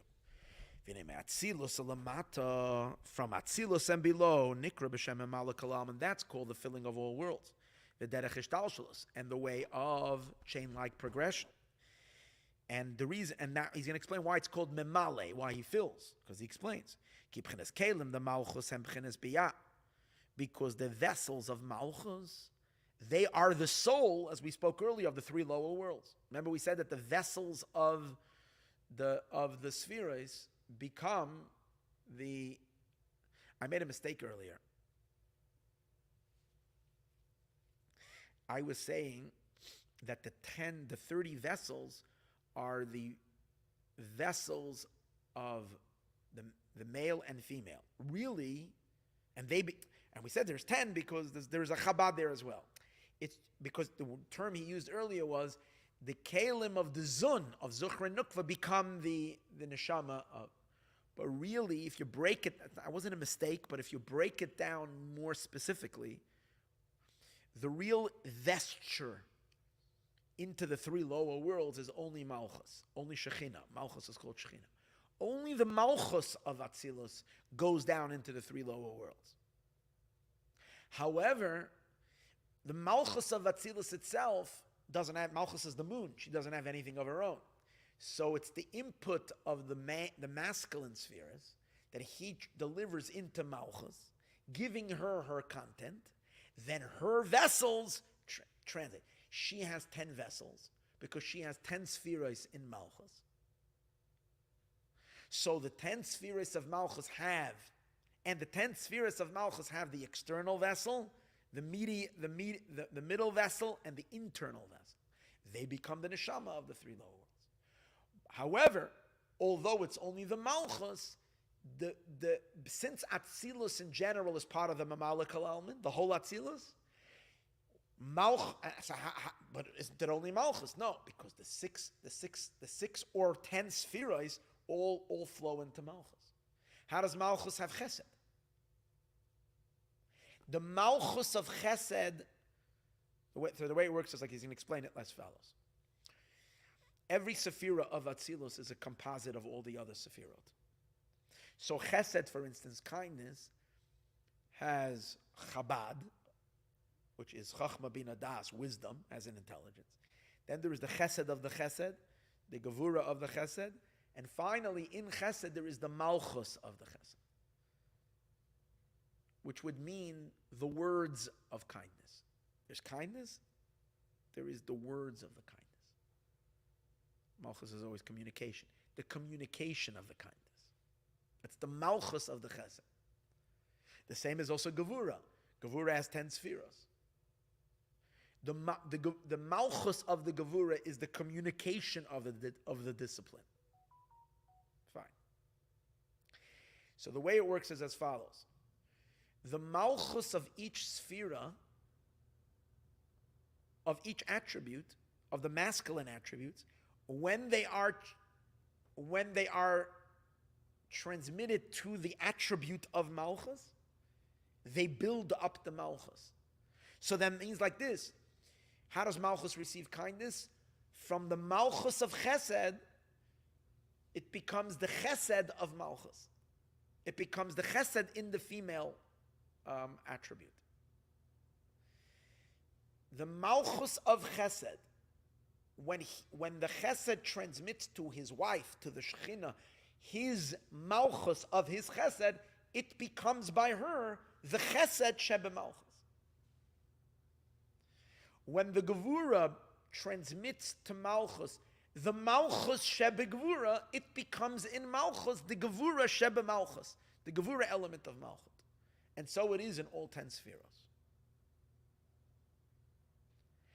Now, the vessels of all these spheres of Malchus that were produced with the energies of the higher spheres now descend into the 3 lower worlds. And that's why we say that Atzilus, the whole Atzilus, is called Mamalik Alalman, fills all worlds. Because something of Atzilus descends lower. And descends lower. And in each world contracts to accordance to that world. The Atzilus energy is transmitted down, the energy from the world of emanation is transmitted downward into the world of creation, the world of formation, and the world of completion.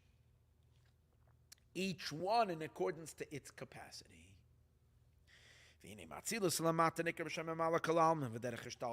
way of Ishtalshalos, why? Kalim the Malchus, because the vessels of Malchus.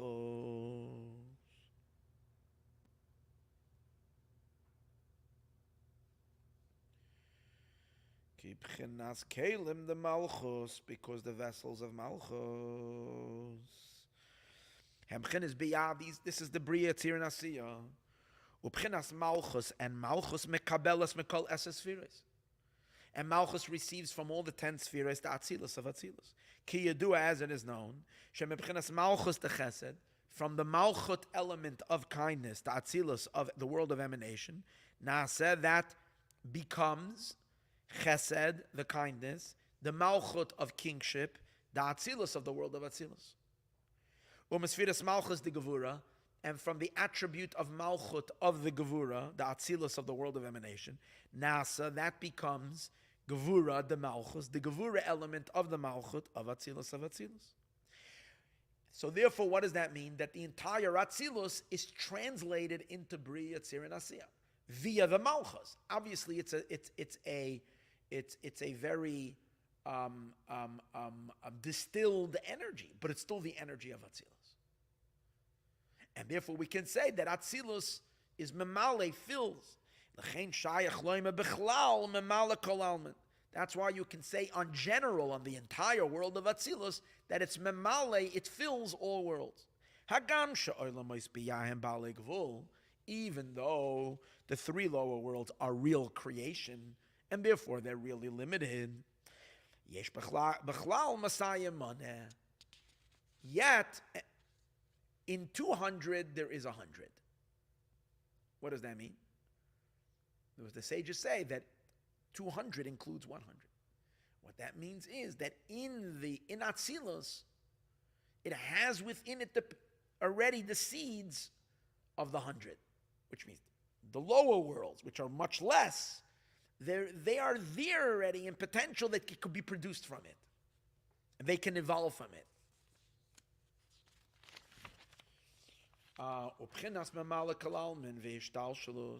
And the way Mamala Kalalman works, and the way the indwelling light of God works, and the chain-like progression, is a way by cause and effect. And when we explained earlier, of course, it's not a very direct evolution, because it does go through a screen, like we spoke, a curtain, like we discussed earlier. But even in a curtain, the light comes through. That's important. And a radiance and a shine of the light of the kingship of Atzilus, of the world of emanation,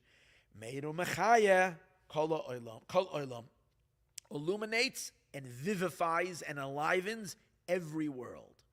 Every world has a little droplet of Malchus. Malchus is the mother of all worlds. And the way it works is that in each world, in accordance to its capacity. That's the whole power of Malchus. It relates to everybody in accordance to its own way. And there is an illumination, and an enclosement in every world. It all works in accordance to the capacity of the recipient, that in the means of cause and effect. And as it is in the human experience, he's going to give an example of where one thing produces the next thing in the human psyche. Like we find, from the intelligence comes the emotions. And as we discussed in earlier classes, part of the intelligence lends itself into the emotions, flows into the emotions. They're not 2 separate worlds existing in 2 separate realms. It's the intelligence itself, since it produces the emotion, it doesn't only produce it. As we know, that based on what we know, that's what we get excited about. But there is some of the intelligence itself in the emotion. The emotion has an intelligence. That's why when the intelligence dries up, for whatever reason, the emotion will suddenly will collapse. An emotion, when you forgot the reason for the emotion, sometimes the emotion can completely just go dead, because it needs a battery. What's the battery of the emotion? The reason, the logic behind it, the understanding. That's why a lot of times when we understood something wrong, we get upset about something. We're very angry. Suddenly we found out that the whole thing was a total misconception. We literally did not understand what the person said. We read, imagine you have the same sentence in Spanish and in English. The person was speaking Spanish, but we thought they spoke in English, and in Spanish it's a curse. We got all worked up, and we got angry, and then we found out that he was speaking English. The guy doesn't even know Spanish. And they were telling us the nicest thing. So even though you're all angry, imagine, but it was based on a logic that you got upset based on your understanding. And then now the understanding is different. It diffuses the whole emotion. So what does that mean? That there is some of the intelligence in the emotion. Because, and put it this way, if the emotion would be independent from the logic that created it, it should take a little while for the emotion to die out. It should maybe take a week or so, because the emotion was produced on its own. So now, what do you mean? Now I'm angry. I'm angry because of this thing. I'm all upset. But what do you see? No, the vivifying energy, the nucleus of the emotion is the idea behind it. Pluck the idea, the emotion is gone. So you see how it's like a chain. One thing is in the other.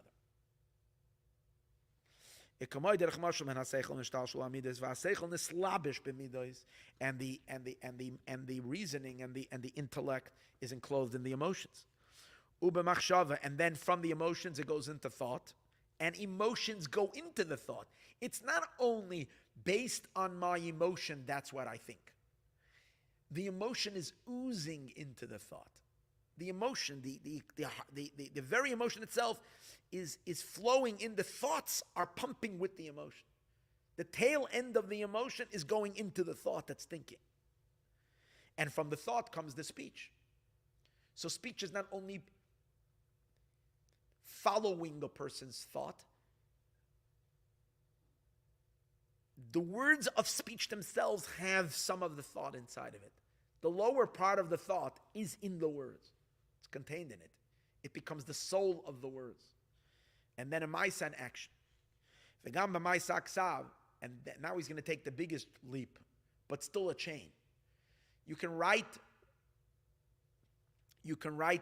a concept, an idea, a logic down on a paper. So you're doing an action, literally a physical action, and in there is enclosed an idea. So the intellect is making its way all the way down onto the pen on paper. Nizgal HaSeichel is revealed a concept. The koisven dvar seichel b'ksav, and you can write a dvar seichel, you can write a concept in writing. V'imkein HaSeichel atzmoi comes out that the intellect itself, nishtalshel, the mind itself, nishtalshel, has evolved itself through a couple of stages, and it finally comes down into a writing. Till something of the substance of the idea became enclosed all the way b'maisa in the action haksav of the writing. Nizgala haseichel, and over there is revealed the concept. Nimtza comes out yesh erech lasiya gashmi shel ma'isa ksav im haseichel aruchni. That means that writing, the action, has some relationship and some value to the distant mind, the distant intelligence. You cannot say has no relationship, is absolutely removed from action, from the world of action, because you see that the intellect can descend into the action, and actually does so all the time. Which means that the world of action and the world of intelligence are connected. And definitely, if we're only dropping down from intellect to emotion, over here they're very close neighbors. You know, when you're going from intellect to action, you're going from a very high floor, a high story in the building, you're going all the way down into the basement or to the first floor. But when you're going from intellect to emotions, you're going from the 20th floor down to the 18th floor. You're going pretty close to by the emotions, you see that they are very governed by the mind. As you see that that's why you see minors, children that have a silly mind will have silly emotions. Their emotions will also be in little things, in minor things. Kach ba'olam ha'is, and so the same is also in the worlds. Now that's used as an analogy to understand the worlds. The lights of Atzilus, primarily of Malchus of Atzilus, that contains within itself the light of all the higher spheres, shines in all three worlds, according to its capacity, and enlivens them, each one. In the world of Bria, it's shining in a more revealed way. Adasiya, until it comes to the world of completion. Sham the samtzim or over there, the light becomes more contracted. Now, based on all of this, this is called Mamala Kalalman. Based on this, you have all the changes that take place in worlds in terms of their blessing, in terms of the goodness and better days and bad days, more godly flow, less godly flow, and you can, first of all, the difference that there is in the worlds that we discussed earlier, places of greater divine presence, places of lesser divine presence, but there's also, you see within our world itself, times of a lot of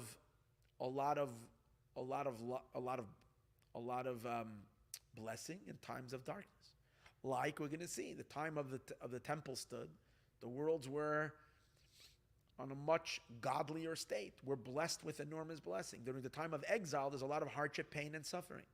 Like it's called the Dark Ages. The very dark time. Why is that? Because godliness is minuscule and reduced during the time of exile. Why? What's the difference? God is the same. God doesn't change. The ray that opens up in accordance to each world, in accordance to its capacity, that ray is adjustable. More ray, less ray, all of that, and that depends. So it goes up and down, and that's where you have the adjustments taking place. As he says, because of this, there can be changes in the world. First of all, a very basic change. Summer and winter.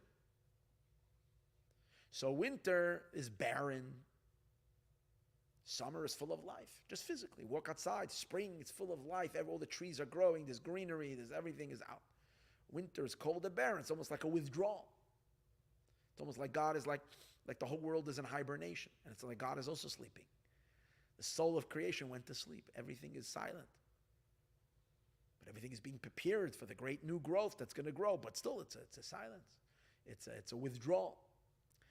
But then there is, in terms of the overall existence of history, there is binyan abayis, there is the building of the house, meaning when the temple stood, when there was a lot of divine revelation in this world, and then there was, God forbid, churbainai.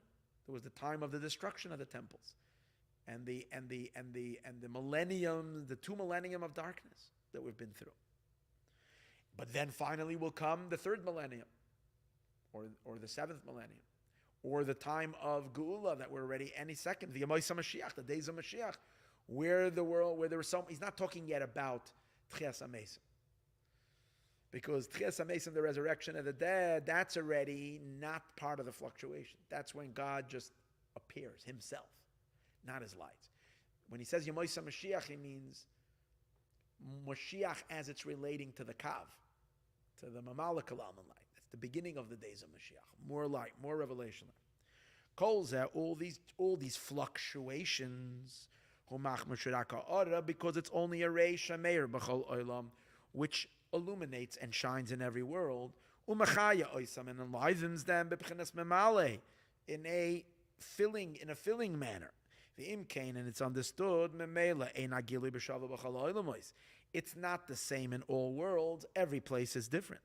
In every world it's contracted, b'chol olam, and betzimtzum with a contraction, b'chol olam, in every world, lifi erko, according to its value, according to its capacity. Kachan is gala b'chinas mamali. That's how the mamali light reveals itself. Ulabavir zem, because of this yashinuyim, there is differences lifi erach hagiloi, in accordance to the level of revelation. But however, once we tap the Soviv light, from the perspective of the infinite godliness or God himself that is above and beyond all of creation, that is not part of this ray, is just God's very self, to that, all of existence is absolutely not, zero. No one can know him, no one can experience him, no one is worthy for that revelation, but yet if he chooses to reveal himself, he can do it everywhere because refinement is not a condition for him. That's the point. Since he's not within the context of worlds, refinement, meaning being more sophisticated and more refined and being more, isn't getting you any closer to him. After God makes a quantum leap and enters into creation from within the parameters of creation, there's kind of this whole idea that the more refined you are, the more pure, that you can say you're getting closer to the light, further than the light. But God is beyond light. We have no idea what he is. And when he chooses to reveal himself through all the mitzvot that we've done in the Torah that we learn, which we're going to learn about later in the discourse, but when it will happen, it will be uniform everywhere.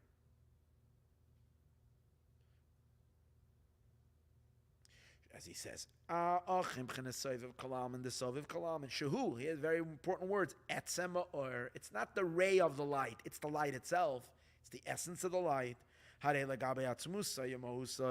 When it comes to God himself, I, God, have not changed. My lamata, up and down, shavin, are equal. Gashmias, veruchnias, the material and the spiritual are all the same. And here's the thing, to God himself,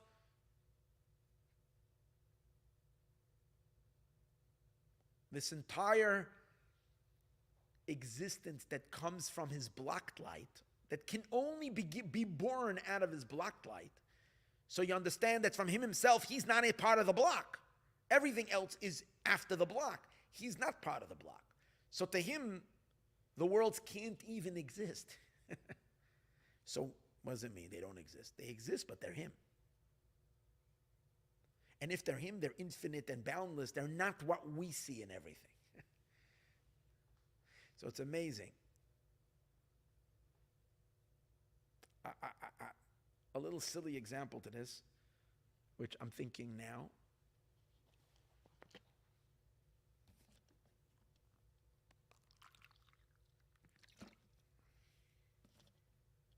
I don't even know if this is like the appropriate thought over here, but it came to me now, so I think it's really cool.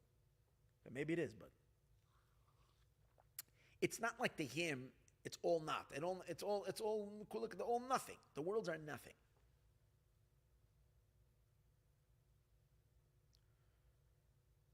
So it never happened? No.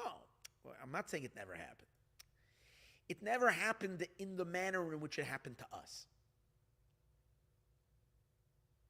He willed it in his infinite light, but the context of everything from his perspective as he willed it, there's no finite.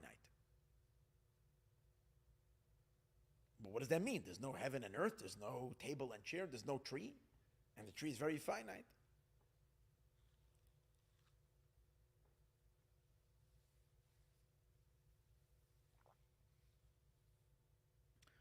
One thing can mean two things to two different beings.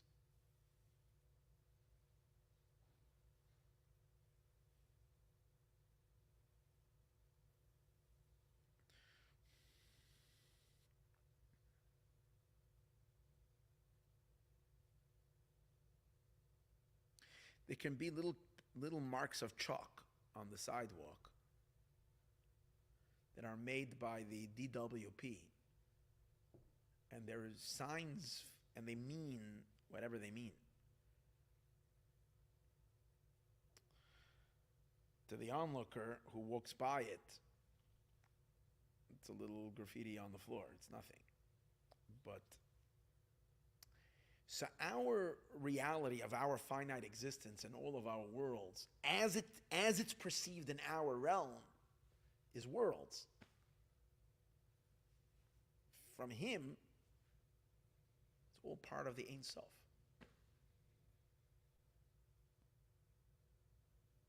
And his infinite content. But that's not our reality, that's his reality. That's the worlds as they are submerged in him, part of him, and in his infinity.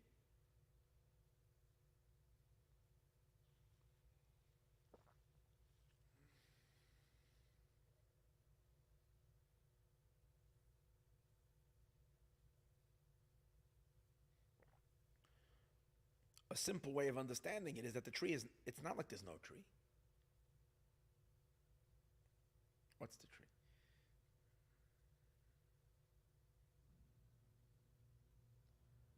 To him, the tree is his infinite potential to be a tree. And that infinite potential is lost in, is one with the infinite potential of everything else. So all there is just infinite. There is no tree. But there is a tree. Because in his infinite potential is an infinite potential for a tree. So we see the tree. As the worlds are inside of him, they're all him.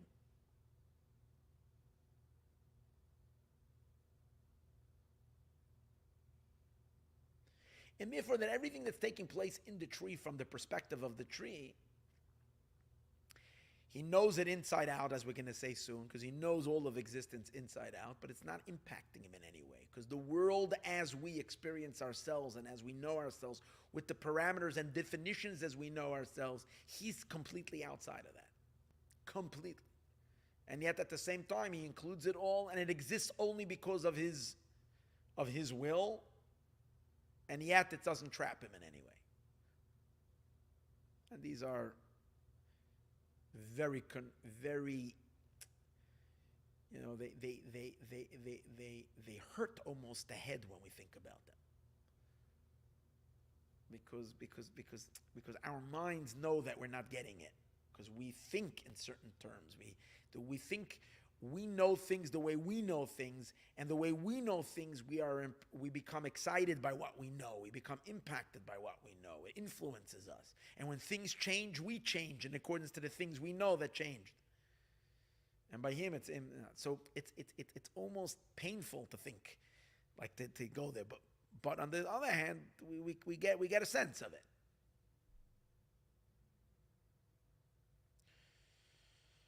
So let's read inside.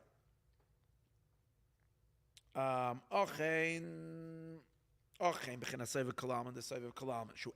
is the essence of the light. So to him himself, he say, I have not changed. As we said, up and down is equal to him. That's what we said. Physical and spiritual are equal, like before the world was created. Now this idea that all the changes are happening in the light, but not in the ray of the light, but not in the essence of the light, would be like he's giving an example of the ray of a sun. You can have clouds, and the clouds, for example, can be covering up the rays of the sun. But when the clouds are covering the rays of the sun, it's a gloomy day. Clouds are not there. It's not a gloomy day. It's a bright day. But all of that has no influence on the sun itself. The sun remains the same. One of the beautiful things to go when it's really raining, and you're just getting a little bit overly, down because you want to see the blue sky. But one of the nice things of taking a flight during a rainy season is you break through the clouds and you see nothing changed. A little higher, nothing changed. Everything is blue and there's no storm. It's above it all. There is no change in the essence of the sun. The same is also to the essence of the Ein Sof, in which God himself says, I fill heaven and earth.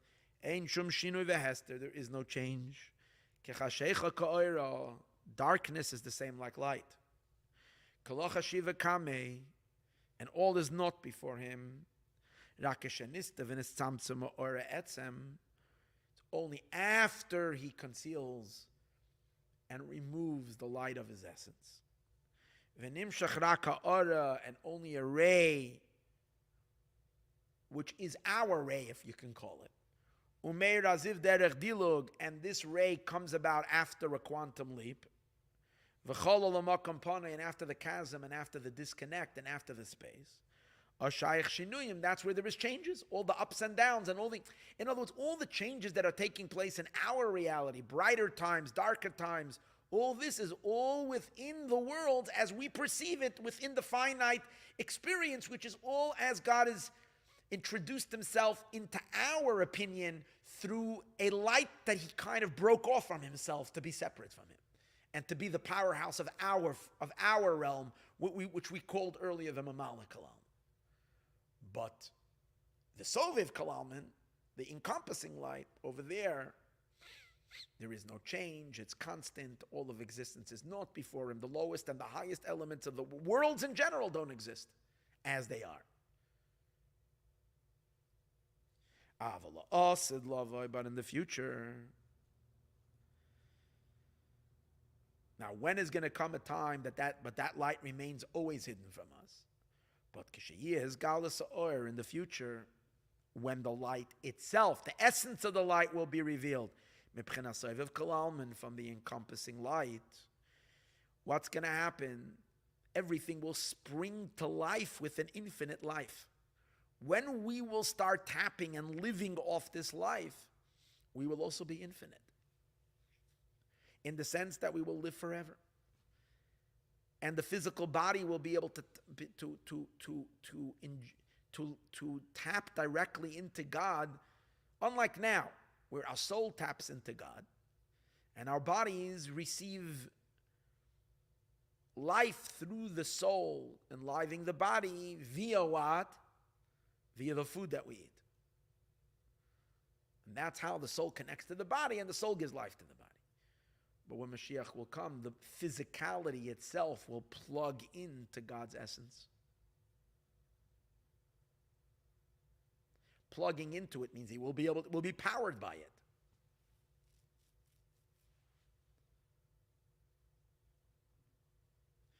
So then, Yakum Gam Gufa Gashmi, so also the physical body will get up. This is the secret of resurrection. By the resurrection of the dead. To enjoy the radiance of the Shekhinah. When we say over here Shekhinah, what do we mean? Not the Shekhinah that we always talk about. Maybe the radiance of the Shekhinah, but the Shekhinah when she's married already to HaKadosh Baruch Hu. So the Kadosh Baruch Hu and the Shekhinah have become one, then the rays of the Shekhinah that are flowing into the body. But it's the Sovev. The Lichyois and the body will live without food or drink.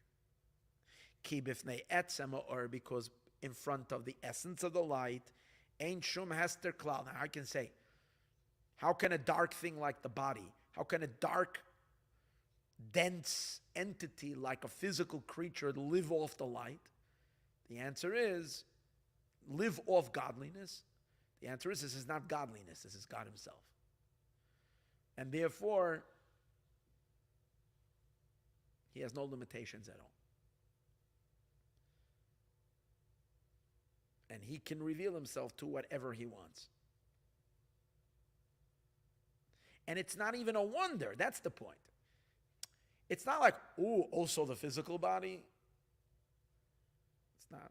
Because who else thinks that, like, no one is any closer. From the beginning of existence, Atzilus isn't any closer. Chachma and Atzilus, and the way I heard it from a person teaching in Levi Yitzchak, this wasn't my own line, but a Yid was teaching in Levi in the other day in Shul, and he said, Chachma, Vatzilus, and a garbage truck are exactly the same. In front of the Or Ein Sof. That's the idea, isn't it? This is garbage, and this is Chachma, Vatzilus. Yeah, but we're talking about outside of it all. And if it's revealed, everything. And because of this, and precisely because of this, now we go back to another point that we discussed in the earlier discourse. We didn't touch upon it this week yet. I did, but For the very reason of his transcendence, he knows everything that's going on everywhere, and nothing is too small and too insignificant for him to be busy with, because nothing is important. And he knows everything because it's all swallowed inside of him. And he knows it from every angle without getting excited about anything that he knows. He's infinitely above it and then infinitesimally in everything. He can oversee the details of the details. From God comes all of man's footsteps. It means there is nowhere that we go or come that's outside of his jurisdiction, outside of his awareness while we're doing it, as we're doing it. It's all there. And the sages also say, you don't stub your toe unless it was with the will of God Almighty. There the Talmud says, without it being announced above. He's explaining over here the ultimate above. Above can mean in the higher worlds. That may be also, but here we're talking much higher than that. And then, as it says in the book of Daniel, Yada ma b'chashoicha, he knows what's in the darkness. V'nahoira imei shrei, and light is with him, dwells with him. Ki lifnei atzmusai, because we're front of his essence. Ma'ila mata, up and down. Shavin are equal. Haka kalach shiva kamei, all before him is not. V'zahu, and this is the meaning of which we say tomorrow. We're going to say it in Hallel. We're going to sing Hallel. Come to Mayan tomorrow, 7:15 in the morning. We're going to be singing joyfully the Hallel, the praise that we say on Rosh Chodesh. So we say over there, who is like God, our God, who sits so high, who therefore can lower himself down to see, to observe, b'shamayim ba'aretz, in heaven and in earth. In Psalm number 113. It seems to connect the two. Why is he able to go down, down, down, down? Because he's high, high, high. Because he's Magbil Shabbos, because he sits not, here's the thing. Does God sit in the highest perch of creation, or does God sit utterly above creation? That's the idea. If he would be sitting in the highest perch of creation, then we would say that, he's more likely to observe what's going on closer to him. Maybe from time to time he'll also take a look a little bit what's further. But it's a real schlep for him to go out and to look all the way down, down, down, down at the bottom, so he usually doesn't look. You can probably get away without him seeing it. Especially what you're doing in your bedroom, here, there, and there. No one is, you can, because he's got to look at something so lowly, because it's so far away from him. But that's if he is part of the system. And if he has a position on a certain perch within, then that's very far. But if he's not within the system at all, he's completely outside of it, and the whole system is nothing to him, and it's all encircled in him, and he is everywhere and in it all, so he knows it intrinsically, and nothing is too small and nothing is too big. He's not within the context of world. There's no difference between heaven and earth, which means in the broader sense, spiritual and physical. Remember we said that Bilam was laughing in his heart and saying, hey, God is watching inappropriate stuff, because it says that God counts when during an intimacy of the Jewish people. God is so excited about the Jewish babies being born that God is like waiting and say, when am I going to create the righteous person, the tzaddik? And therefore, at the moment of conception, he is, so to speak, blessing the seed to create the tzaddik. That means he's observing all the time. So Bilam said, such a holy being looking at something like this, what's with him? So Bilam got punished. He was blinded because he made a mistake. He thought that the whole coming into existence, he was a great philosopher, but he wasn't as great as he thought he was. He thought that creation happens through a process of worlds. So he felt that the spiritual realms are more God's arena. It's God's neighborhood, the upper worlds. And he thought that God creates the worlds through enclothing himself in the worlds. That's why there is a difference between up and down. And it was foreign in his eyes, or not just by Bilam and by all his like, that God should, it's very distant in their minds that Hashem should lower himself down lamata, so below bashgacha pratis,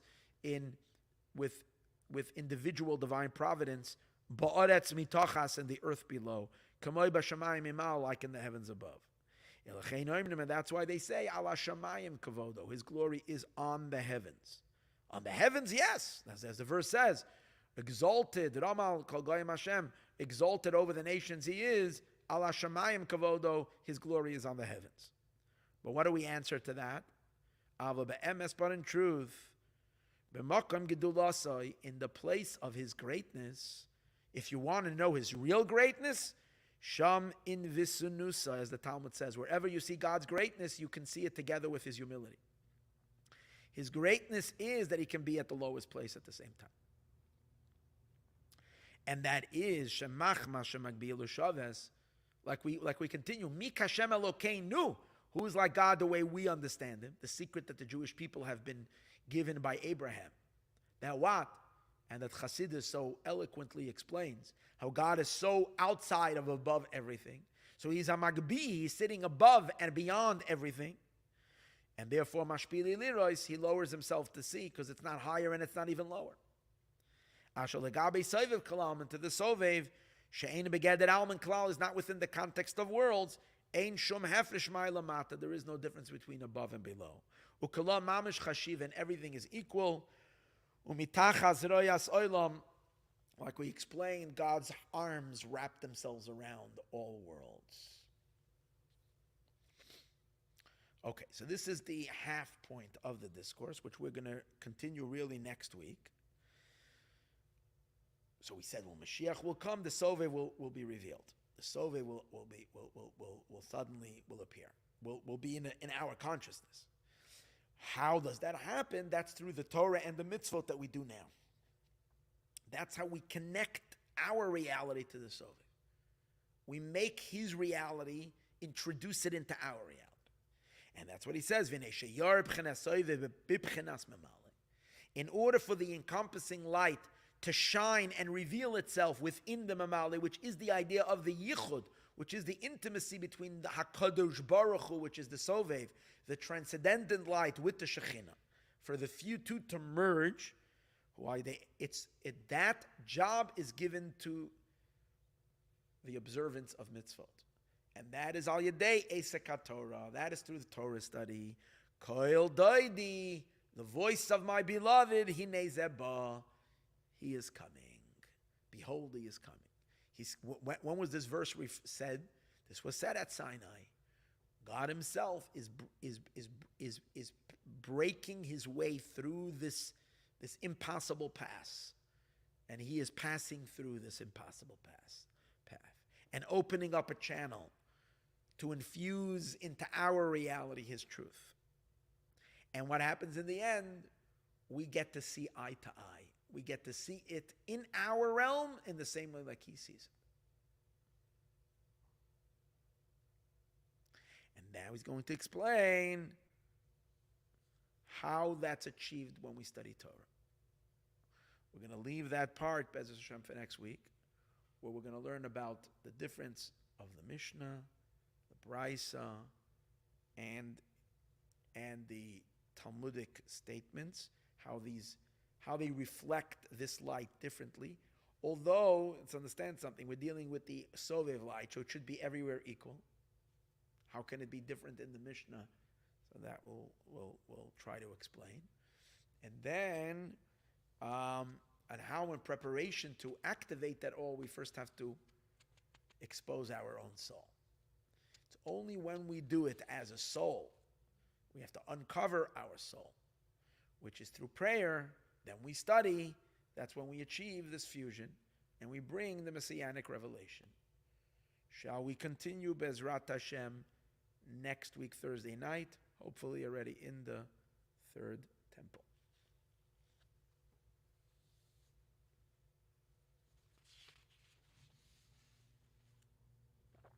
I really have energy to go another 2 hours.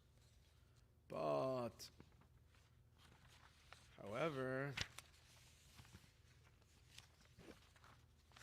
we got to sing tomorrow morning. Rosh Chodesh. So we're going to cap it out.